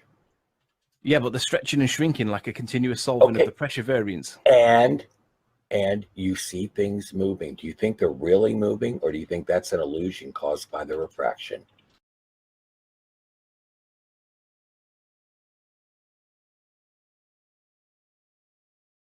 Now come on, genius. It's the second one, obviously, but caused by the refraction is what's happening. Is it the stretching and shrinking, the vertical variation, or are you trying to tell me that that's going further away from us and dropping behind the curve of the Earth, just like the building, the mountain in the background? Come on, simpleton. It's an appearance, right? Based on the which answer is it though? So you can't. Yeah, exactly. You can't have it two ways. If you don't know the answer I just gave, please refrain from asking such simple questions. Right, so basically your position is that the mountain in the background is falling behind the curve of the Earth and flicking back up No, again, right? I never said that, Riley. No. Yeah, but it's based on the atmospheric conditions here because it says it is. Now, if you do the continuous solving of the equation that's here, what that means is that the building that you're looking at should be falling behind the curve of the Earth, bringing back up, falling behind the curve of the Earth, bringing back up. But that's not what we see, is it? It does when the conditions change.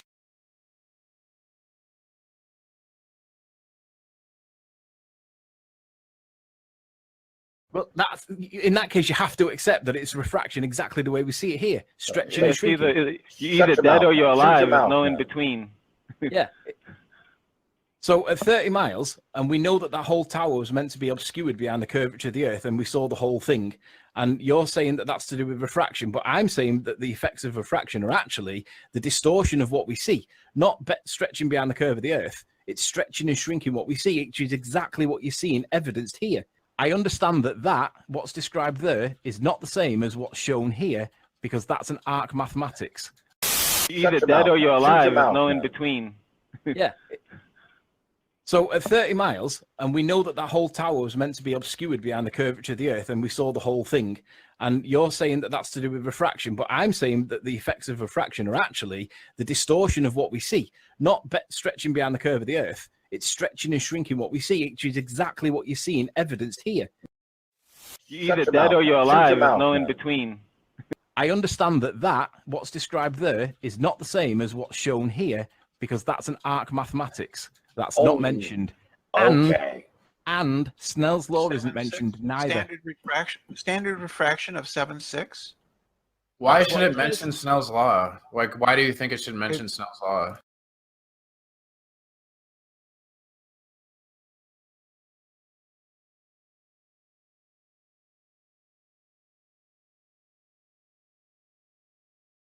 Because they cite Ball Earthers cite Snell's law for this apparent 7.6 of the curvature of the Earth. Oh my God! That's included in. I just felt like people could have said that the Earth was the shape of a star, and everybody would have believed it. No, only people that believe NASA. Only people like Brenda and Curved would believe it. So it says the standard refraction of 7.6. But yeah, why do you make such stupid claims, Riley? I'm not on. I don't think he doesn't know what he's talking about. These are not my claims. These are your claims. No, why are you trying to link me with NASA, Riley? Why are you so desperate? You don't know a thing about me. You don't know my stance on NASA. No, but what I do know shit about NASA. He knows flat earthers won't be able to understand that he doesn't know what he's talking about, so he just sits here and makes stuff up. Yeah. You don't know what he's talking about. Because right, no swearing. Right, I'm going to turn you all down and just say a quick hello. Every time when a flat earther asks something, he's not making sense or he's ridiculed. Though. No, he started moonwalking. We just want to need to know basis. Ridiculed because he's trying to have threesomes with. Now that we've gone into ad hom attacks, that basically means that you've both conceded. That's not ad hom, Riley. Yeah, you tried to have a threesome, and you're not a real like. How is that an ad hom? So you're not genuine.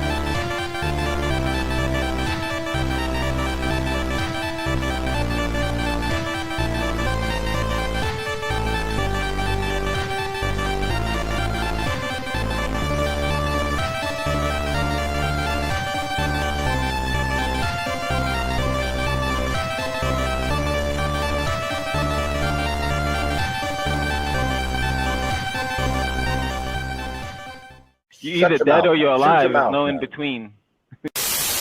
So you have to take temperature, relative humidity, dew point temperature, how much moisture is in the air versus how much the air can hold. All these are different factors in determining the air pressure and more. There's other things too. However, the bottom line is just like with blood pressure, all you need to know what the millibars are to tell how much refraction you're going to have. You don't have to, it doesn't matter what the temperature is, because whether it's 10% salt or 70% salt, they both result in the same number. It's all mixed together to come up with the main number. All right, 1,013 millibars equals 1,013 millibars, which is one standard pressure. You will have the exact same refraction at 70 degrees versus, let's say, 90 degrees. Jesse's example. Why? Because the main thing we're comparing is the same. All right, let's move on. This is a surface weather analysis taken at 15Z or 1500 GMT, Thursday, June 8th, 2017. I want to show you some scale here.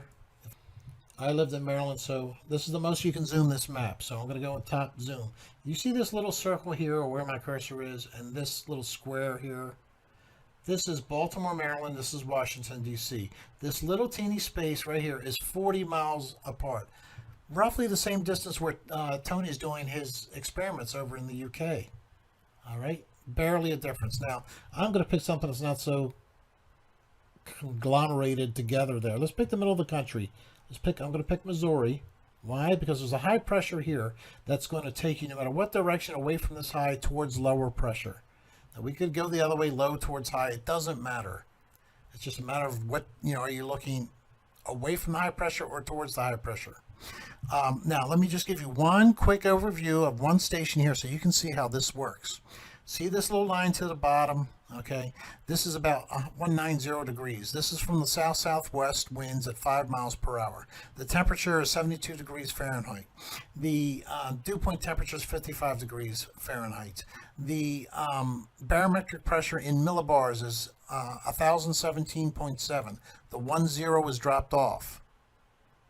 All right, 10 is dropped off. Now, if this started with a 9, it would be 990 some millibars or whatever. So, even, let me take it a very extreme. We're going from Missouri way out here. This is, I don't know, 700, 800 miles. Let's just use this one, 140. This is a 1014 millibars, 1017. 3 millibars, 3.7 millibars difference in all this different. 3.7 millibars went from the top of the atmosphere all the way down to the surface. 1013, very close to where this is here, is your standard atmospheric pressure. 1013 millibars from zero gives you that tiny little refraction. And here we go, 800 miles, 1,000 miles, whatever this happens to be. 500 miles, I don't know. I don't want people to hit me on the miles because it's stupid. But you're never going to compare something 500 miles apart, are you? No, it's too far. You have 1,014 millibars versus 1,017.7. 3.7 stinking millibars and all that distance. In this case, the temperature happens to be the same, 72 degrees of both. But let me show you something. In the same state, this is probably 75 miles apart, these two reporting stations, just roughly 75 miles to say. You have a temperature of 72 degrees here and a temperature of 74. A lot of people say, well, see, there's a 2-degree difference, Rich. You're going to have refraction. No. They both have 1,017.7 millibars. What does that mean? The density of the air, for all intents and purposes, is the same at both. Now, there are other factors that could be here.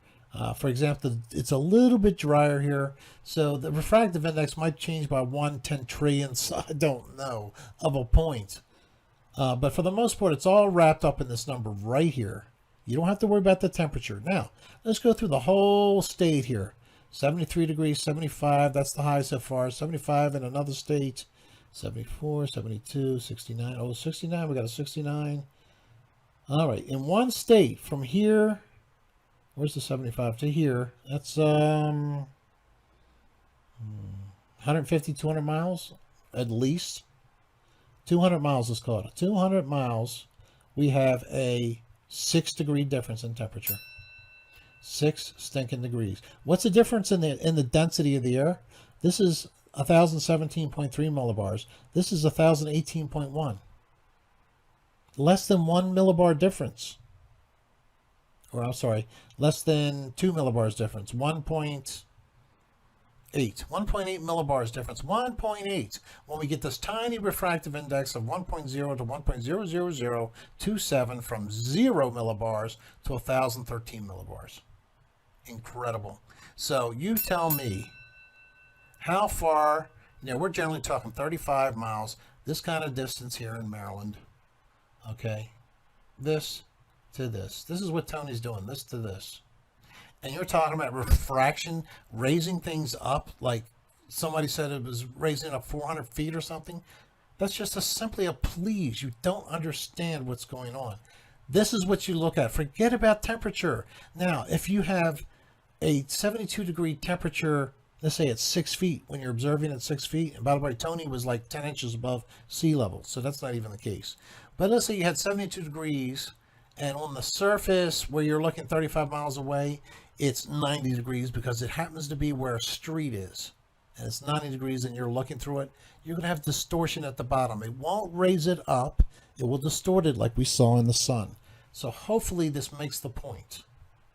Now what he's got here, he's got a green line. All right, this is the path. Once you get here, this person can no longer see any farther. All right. Now what he's showing here is the light bending down. Suddenly it starts right where the point where this observer can't see anymore. Why does it start here? I want to know that. Why does it start here? It magically knows that this is the horizon, so it should start bending. What if the person's a little bit higher up and the horizon's farther out? Would it still bend there? See, these things are to me ridiculous. They're absolutely ridiculous. We're talking about distances of 35 miles. So, as you saw in the example on the weather map, at 35 miles, let's say we have a whole 2 millibars difference. That 1.00027 or 1.00027, that's correct. When you do the math on that, when you actually do the math, when you subtract the 1.6 degrees from with the resulting angle you get, it's what was it? It was like 3/1000ths of a degree. Now imagine you're here with a sextant and you're looking out. With a sextant, if you never use one, guys, you have degrees and then you have tenths of degrees. And if I remember correctly, I had a good one. You could go down to 100th of a degree. A very minute change would be 100th of a degree change in your sextant looking at something on the horizon or something in the distance, or measuring the height of the sky or of a celestial object in the sky over the horizon. You would drop the thing down and it would give you degrees. To center it more, you would go to the little adjustments that would be on the device. Again, it would go, if you have a good one, down to the 100th of a degree. And even that was very, very, very difficult to even know you were turning the dial, because it didn't change anything in your line of sight. Very, very little. You couldn't notice it. The eye couldn't pick it up. All right. We're talking about 3/1000ths of a degree. 3/1000ths of a degree. There's not even an optical instrument that I know of that a person could look through and adjust to something that's sensitive. And yet, that is what it would be, looking from a void in space down to 1,013.25 millibars. That would be your refractive constant. So we got to stop using things like X percent per unit of distance. As I showed before, distance doesn't matter. Once you change a medium from air to water, let's say, that is where you get your bending. It only happens once, and that's it. It doesn't continue. It doesn't get higher per unit of distance. If that was the case, the further you stood away from a glass with a spoon in it, the more it would bend. Or the more water you had between you and, like I said, if you had an aquarium that was 100 yards long and you stuck the equivalent, let's say you stuck a steel rod in the end of it and you're looking through 100 yards, the refractive index you would still use, it would still bend by whatever it was in water. I think water at 20 degrees Celsius, it bent 1.3 roughly, if my memory serves right. 1.3 would be the angle that you would get that would change. 1.3 degrees. That's the number. Where 1.3 is the number you use to multiply out to get the angle. That's going from something. That's from 1.00027 error to water at 20 degrees. Water is extremely dense, guys. Extremely. I don't even want to even guess how many millibars that would be if you could convert water into it. But as we know, water, even though it gets more dense as it goes down, all right, it's not, there's no by distance, unit of distance. That is a fallacy.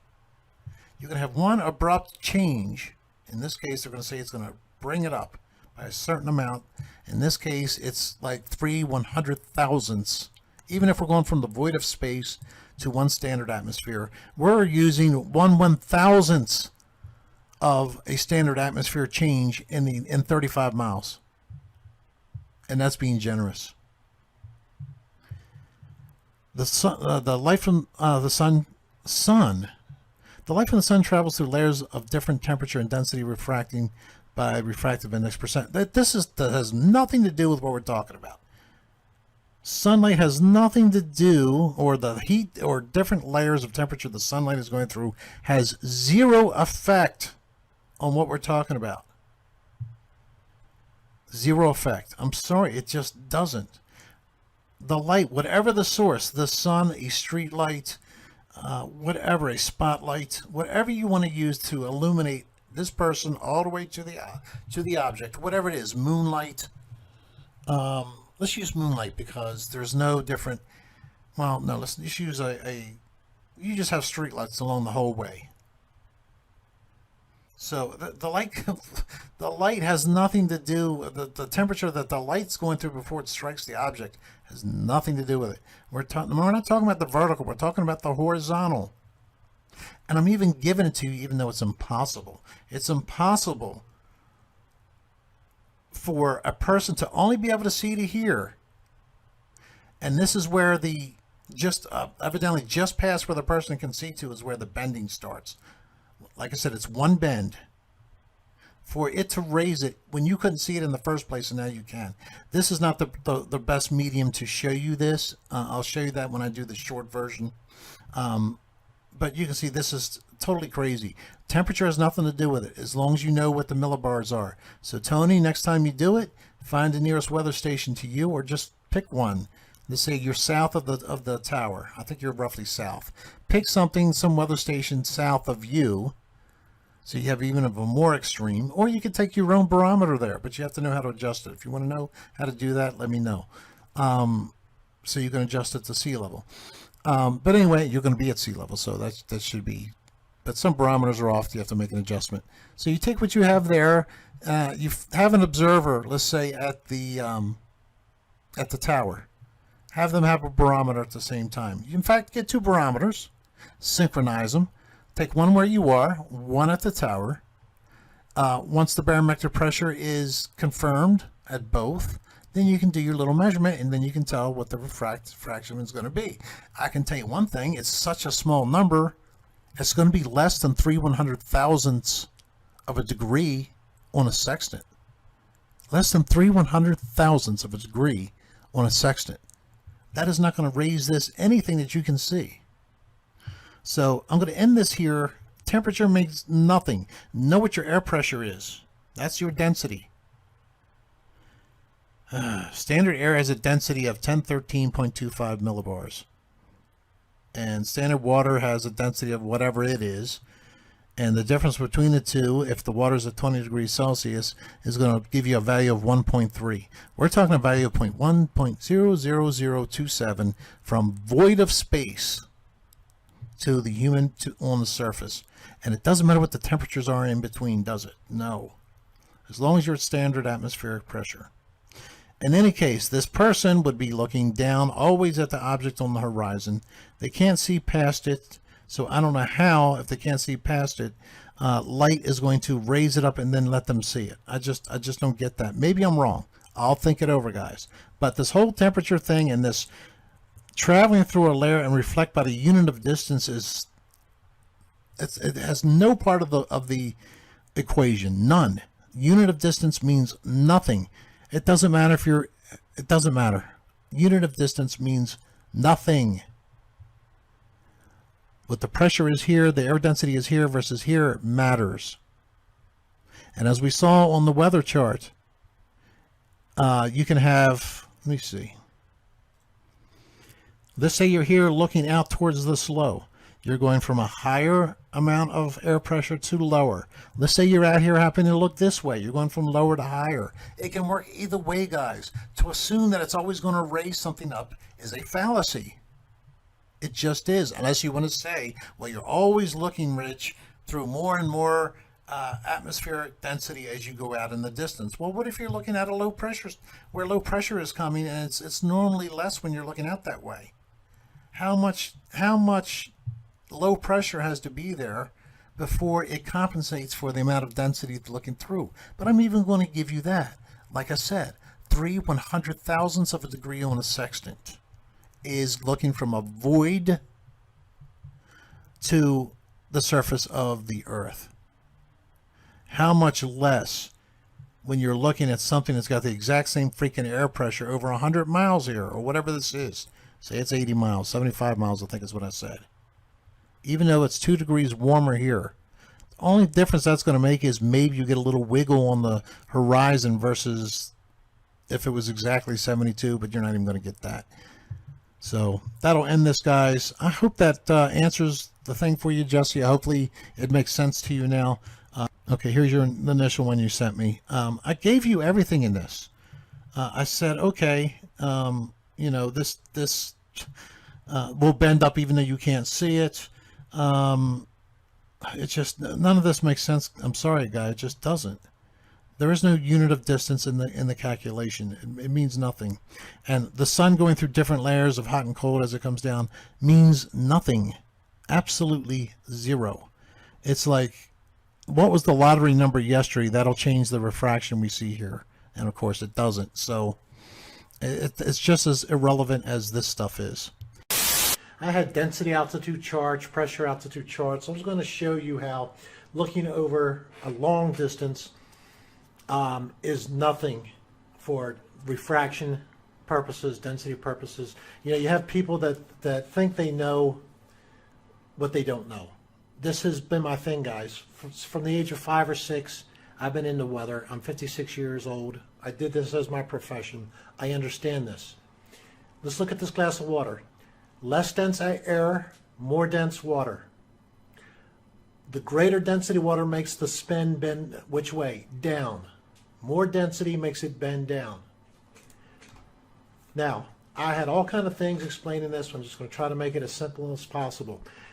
You're going to think I'm crazy, but moist air or air that's got rain in it is less dense than dry air. Look it up if you don't believe that. Please look it up.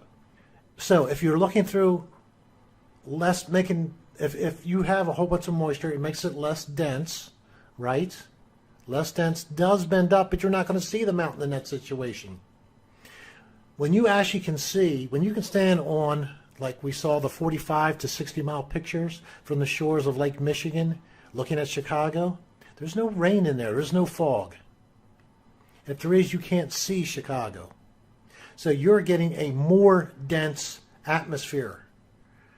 More dense is warmer, drier, higher barometric pressure, a lower dew point temperature. All these things come in. Dew point temperature it puts all the factors together. This is very important. I'm going to show you this in one swoop here, that when you look at something distant, okay, you cannot possibly look far enough and have that much of a difference where you're going to see any refraction. And I'll prove this to you in this video. I will prove it to you. It can be proven if you have a telescope. So, let's watch. Now we're going to take a look at 2 different things here, 2 different weather observations taken 1 minute apart. 11:54 Eastern for Crofton, Maryland. That's between Baltimore and Washington, D.C. And 11:53 p.m. Eastern Daylight Time for Hagerstown, Maryland. Hagerstown, Maryland is in a high plain type area, gently rolling hills. where you have very low mountain ranges just west of there. So if the Earth was flat, you could see from Crofton, Maryland, 70 miles away to Harrisburg. They're 70.7 miles away. 70.7 miles away. Don't believe me? Look it up. You can look up any of this stuff. And that is as the crow flies, not driving. Driving distance is about 86 miles. However, we have eastern deciduous forests on the east coast of the United States in Maryland. You cannot see more than a block in Crofton, Maryland West because there's trees everywhere. So, but what I want to point out is if you were looking from Hagerstown to Crofton or Crofton to Hagerstown, either way, it's 70 miles distance. Remember, most of the time we're talking 45 to 60 miles at most when we're talking about doing flat Earth calculations. Most of it is much, much, much closer than that, isn't it? I'm going to show you something here. Dew point temperature right here, 42 degrees Fahrenheit. This takes into account all the things that are necessary for refraction. All of the things necessary are included in the dew point. Why? Because the dew point is a calculation of many factors.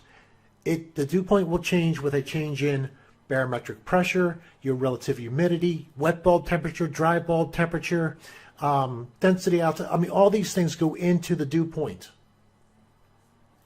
So if you have big differences in dew point temperature, that's when you can have big differences in refraction. Why? Because dew point temperature is where dew will start to condense. The higher the dew point temperature, the more moisture there is in the air. The lower the dew point temperature, the less the moisture is in the air. So 70 miles away in weather, guys, unless you have a strong front in between the two cities that are 70 miles apart, let's say you have a cold front in between the two cities, first of all, you're not going to see, even if it was flat as hell on a very clear day, 70 miles, when you have a strong cold front, because you're going to have rain. And that's going to make the air less dense that you're looking through. That is when you could have refraction. On the clear, dry days, that's when it should, if anything, bend downwards. Dry makes you see, gives you the appearance of less, not more. We saw that with the glass. All right, dew point temperature at this time, remember they're only a minute apart, 42 degrees Fahrenheit. 41 degrees Fahrenheit. It's 1 degree Fahrenheit. For you, those of you over in Europe, that's about 0.6 degrees, 0.6 degrees Celsius. Look at these vapor pressures. I'm not going to go into them here. There's like 25 or 15 1,000ths of an inch of mercury different. There's virtually no difference. Look at the difference. Air density, okay, with water vapor 99%. Air density with water vapor 99%. We have 99% without water vapor, which is not true because every place has water vapor, would be 99% here. It would be 100% here. So the air density is virtually, I mean, they both have water in the air, obviously. Nobody has zero water in the air. They're both 99%. What does this say? The density in Hagerstown, Maryland, 70 miles to the west, is the exact same density of air of Crofton, Maryland, 70 miles to the east. It's actually to the southeast, to be exact. You're looking 70 miles, and there is absolutely, you pick up all the little towns in between that have weather stations. There will be no difference in the air density, in the water vapor in it. It just doesn't happen unless you have an extreme weather front. And in that case, you won't be able to see a far distance. In fact, the most extreme would be a warm front. And that's when you have low stratus and fog.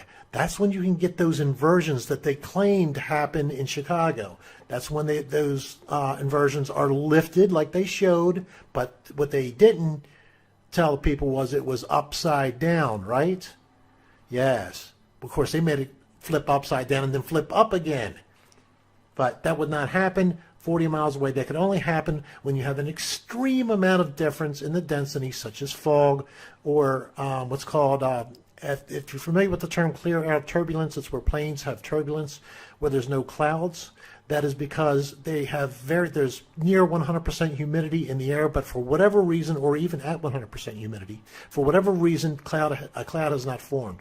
Maybe there's no cooling process, maybe there is no hydroscopic nuclei in the air. something is not presenting the cloud, but the aircraft still knows it, because when it hits dense air, what does it do? It drops. That's when you get turbulence. Have you noticed? You go through a cloud, boom, the cabin feels like it drops. It's because when it hits the cloud, okay, it's in less dense air. So the engines have a harder time pulling enough air through because it's less dense to keep it at the same altitude. Guys, this is my specialty. This is my thing. 70 miles apart. Got it? All right, let's go on. Now, let's go back to this real quick. Imagine it's a clear day, because it's the only time you're going to see a mountain 70 miles apart. You're in Crofton, Maryland here. This is Hagerstown. It's more like hills, not mountains there. There's about, I don't know, 500 or 600 feet difference between the altitudes of the two. So you're even looking up in the atmosphere through different layers. What was the difference in the dew point? What was the difference in the barometric pressure? Go back and look at those numbers. Minuscule. It's not enough. It wouldn't be enough if you had a laser pointer to see a 1/100th of an inch of refraction. And yet people want to throw, oh, well, okay, the refractive variant today is 22 feet. BS. Want the proof in the pudding? Here's the proof. Here's the proof. When you're looking from the surface, please get a, let me show a chart here. This is called a density altitude chart. That is the density of the air at particular altitudes. See the lines, how they slope up with altitude? This is your standard atmospheric pressure. This is where it normally is. This is the difference, okay?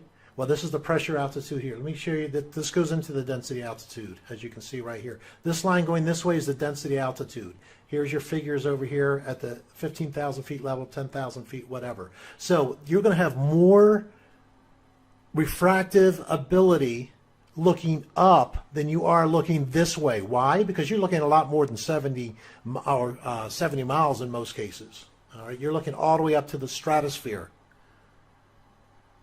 Top of the atmosphere into the stratosphere. So you're going from a very dense surface all the way up to where there is no atmosphere when you're looking through a telescope looking at stars or whatever, correct?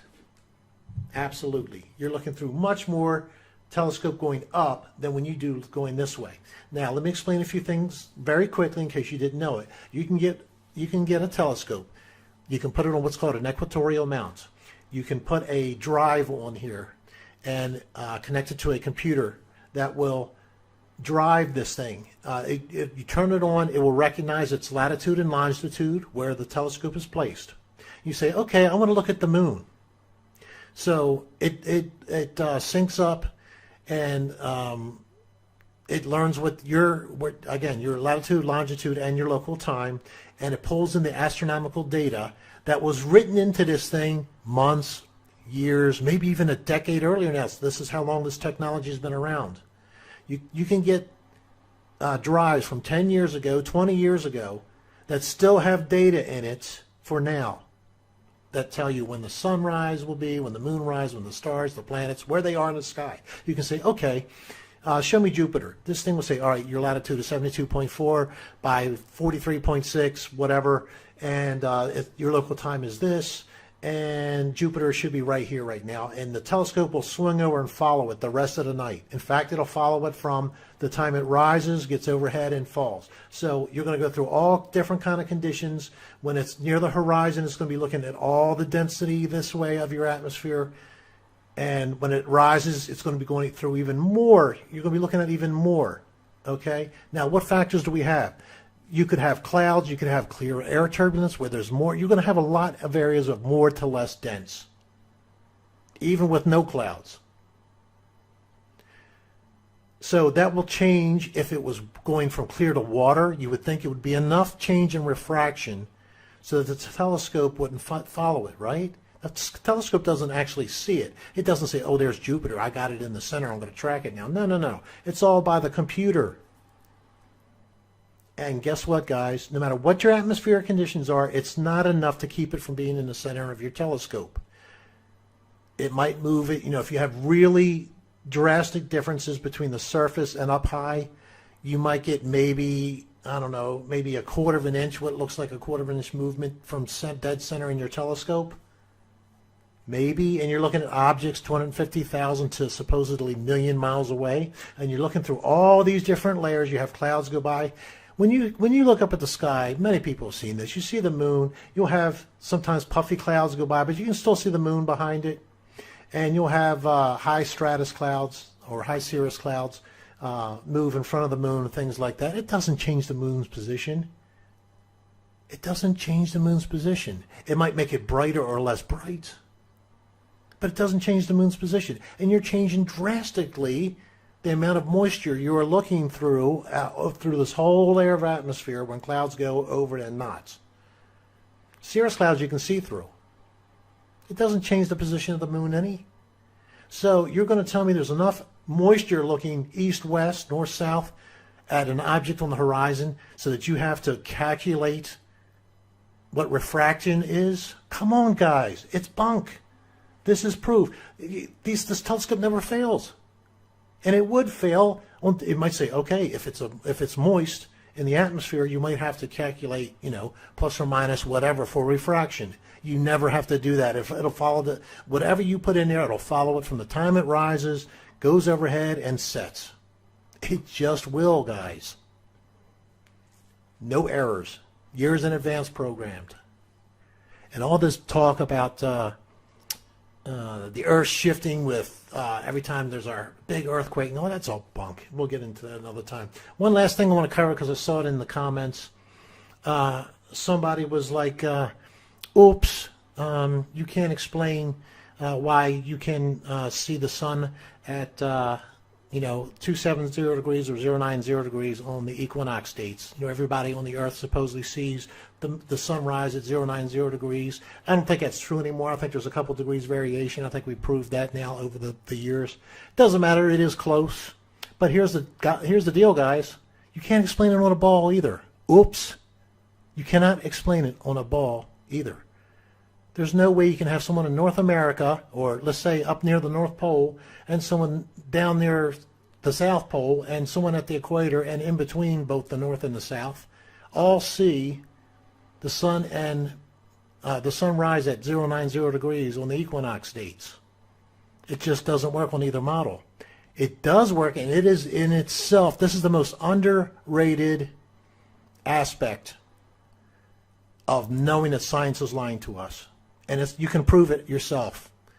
Under certain conditions, if you're lucky, you can prove that science is lying to you. If you ever observe something called a rainbow, you can prove that science is lying. Because a rainbow, as science will tell you and has proven, requires 2 reflectors. If there's moisture between you and the rainbow, that's one reflector. What's the other? Between you and the sun. So we do not see the sun directly. That's what explains why everybody sees it at the same. I've got videos on this. I don't have time to go into it here. But that's why everybody sees the sun from the same angle on the equinox dates. It's because we are seeing a reflection. And I demonstrated that. We're looking like through a glass at it. Very easy to explain. And by the way, guys, the globe Earth people have this thing where if you can't explain something that doesn't exist, your whole theory is wrong. Guys, ours is no theory. They have no proof. None. Zero. Zip. Nada. None. There is no proof of a ball. Where is it? Where's the proof of any curvature? Where's the proof of any movement? We have scientific experiments show no movement of the Earth. Don't get tripped up, guys. This stuff, looking through all this, is your proof. Look up at the moon. Do you see it change position? When air is constantly going by that's more moist and less moist through the whole night? No, you don't see it variate at all, do you? It's all a lie. And that's much more than you would ever look near the surface of the Earth to find something. You're looking through much more of a density gradient and much more variation in between. You can have inversions. You can have all kind of crap going on here. We use our brain. We always get it right. This is an Olympic pool. And look at it. This is where it's the same level all the way down. The water's not moving, so we have no distortions at all. Look how everything is just beautiful from one end to the other. From the top to the bottom, there's almost no pressure up here. You're near the bottom looking up at a much less dense area up here. Do you see these things being distorted at all? Do you see these lines being distorted? No, there's no distortion. Why? Because when you're in the same medium, even when it's something as dense as water, that's the most dense any humans are going to be in, isn't it? I mean, unless you bury yourself in dirt in which you can't see anything. Come on, let's get real. This is the most dense we're ever going to be in, is this right here. Much more dense than the air, much more change from the bottom of the pool, or let's say this is the middle of the pool where the picture's taken, to the top to the bottom. We have no distortion, do we? Nice parallel lines all the way through. No distortion. Now, many people have experienced the following. Now, hopefully most of you have experienced this. I don't know if you have or not. If you haven't, talk to somebody who has. They will tell you I am correct. Imagine you're underwater here, swimming up to here, and you want to grab the handle. And you're under the water, and you look up, and you try to grab, let's say, this area right here, or this area right here, outside of the water. You're still under the water. You try to grab here. You try to reach out far enough to grab this part of the steps to pull yourself out. Guess what? Chances are you're going to miss. You reach and it's not there. Why? Because you are looking from inside the medium to outside the medium, and you get the distortion. You get a positive distortion because you're going from a thicker to a thinner. So it actually raises this up. Your hand will actually, instead of grabbing right here, will grab over here or too low. That's going from one medium to the next. But when you're going from air to air, looking from wherever you are to a mountain, let's say 100 miles away, you're in the same medium. There is no refractive index to use. Now, if you want to know how much it's going to bend from you looking underneath the water, how far is this going to be bent? Yeah, use a refractive index of air, and you'll be able to calculate maybe how much this is going to be bent. Oh, it's going to be bent 2.5 inches. So you reach 2.5 inches to the right outside the water, and guess what? You catch it. Now, I'm not saying that's what the figure is. I'm just giving you a rough example. So the refractive index means nothing for flat Earth. Nothing. Absolutely nothing. We don't take pictures underground, or underwater rather, up into the atmosphere. And the differences in the density are nowhere near what we're going to have in the pool I just showed, where there's no distortion whatsoever. And there's massive difference in the density from the top of that water to the bottom. And yet, did they look curved to you? Did it look like there was distortion? Absolutely not. Because it doesn't matter what the refractive index is as long as you stay within that one medium. Don't go outside the medium. There is no refraction to worry about, period. Those who want to say otherwise are in the cognitive dissonance, or, and I don't mean this in a negative way, they're ignorant of the facts. Guys, because I want to hear a valid reason why this experiment that we're watching right here, and it's on our channel, anybody can go and look at it and read the comments. It's called the 7.5 mile flat earth laser test on a frozen lake. It was obviously very cold, likely below zero. And like I said, the things you have to consider here is that density altitude was likely identical on each side of the lake. The fact that it was below freezing tells you that the moisture component has been frozen out of the air, crystallized and dropped to the ground point blank. And the fact that he was able to track with that laser beam all the way across the lake, all 8 miles or 7.5 miles across the lake, tells you that, you know, refraction must be absolutely miracle working, you know, for it to be able to do that, except the fact that refraction couldn't be happening because you have identical density altitude on each side of the lake. It's kind of like if you shine a light through a glass of water. If you go on one side and the water is essentially the same temperature, it's going to go straight across. Whereas if you start the light from above it, right, then it's going to hit that denser water and it's going to refract and kick it off to the side. Well, I'm saying that that condition simply would not exist over a lake that's frozen, you know, in the middle of the night. Not going to happen. Okay, so someone trying to debunk the flat earth will probably try and say that this Toronto skyline is a mirage, but the sun is an exception. Oh no, that's real. There's no mirage there, but we're actually moving away from it, and it's causing it to appear to go down due to the curvature of the Earth. If they are willing to say that this Toronto image is a mirage, refracting light upward, they must be willing to admit that this is also a mirage.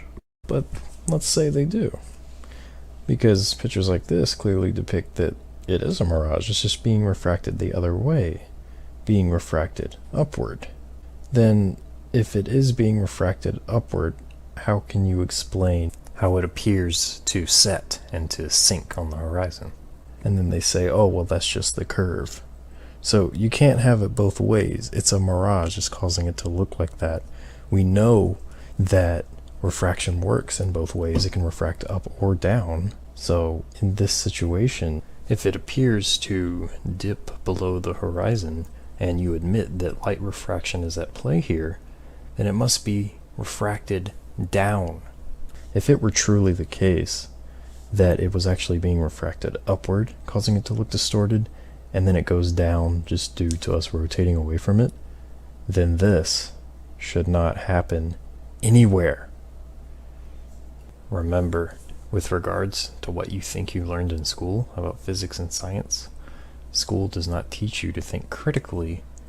It just helps you become better at remembering what other people say about stuff. Now don't misunderstand me though. Light refraction, density, perspective, all very valid. True, real physics. But that doesn't mean all of it is. Truth mixed with lies is a very powerful form of deception. You hear something that really resonates true to you, like density or light refraction, and you believe it. So that when they begin to get deep into the convoluted theory of gravity in the globe, you believe that too, because that professor or teacher said one or two things that you like, and it makes you perceive them and the scientists that they lecture about as being knowledgeable and truthful. For this reason, half-truths are very dangerous. A half-truther can very easily make anyone believe anything that they say just by throwing little bits of truth that really resonate with a person and get them on their side. So take a look at this. This is a prime example of somebody who has really fallen victim to somebody who claims to be speaking the truth, but they're really just half-truths. He thinks that if the earth were flat, then the oceans would spread out, covering all the flat land masses. He can't conceive of the idea that there's different elevations on the plane. He just thinks, oh, flat? Oh, you mean whole thing. Okay. If you say it's flat, then that must mean there cannot be any basins where water can stay. People are programmed. So all you boys and girls that think that negligible somehow means, well, you only need a couple of degrees to get it round the curve of the Earth, it's bullshit. It's negligible. It isn't worth talking about. In the paper that Mick West cites, refraction is described as not just bending of light down. It's the bending of light in all directions, up, down, left and right. But on Mick West's website, refraction is simply a calculation for down. You can clearly see that the light moves up as well as down. It doesn't just move down. So why is it that ballers use Mick West's bullshit website to tell us to calculate for refraction when they're telling us to calculate for a downward spiral all the time, when you can clearly see that it's an upward thing as well as a downward, and it fundamentally settles back where it started. Calculating for refraction is simply bullshit. It's negligible. It isn't worth talking about. And it certainly isn't going round any curvature of the Earth. Don't listen to any baller, and don't let any baller come back at you with refraction to explain stuff. Because it's simply bullshit. It really is bullshit. It does not bend around the curve of the Earth. Even if there was a curve to the Earth, it wouldn't do it, because it bends up as well as down. This Skunk Bay footage, you can see, it bends up as well as down. Ballers are misrepresenting how little, they're misrepresenting how much light can bend to support their argument. But it doesn't bend. Not the way they say. It bends up as well as down. And calculating for it as a continuous downward streak is simply dishonest. You're either dead or you're alive. There's no in between. People are programmed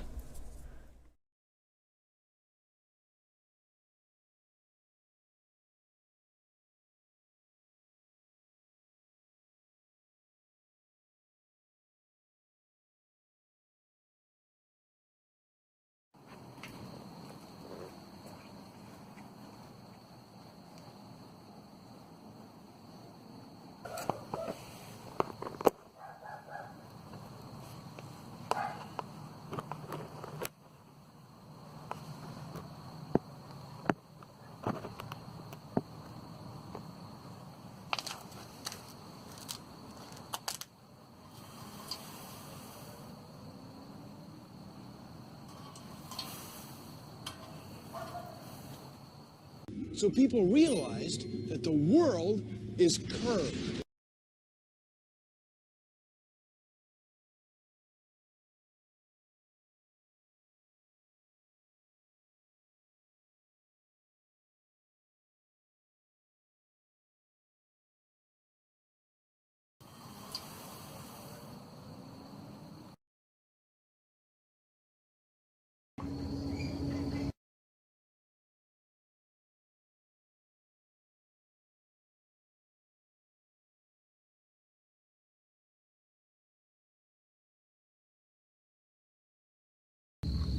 See if I can find it.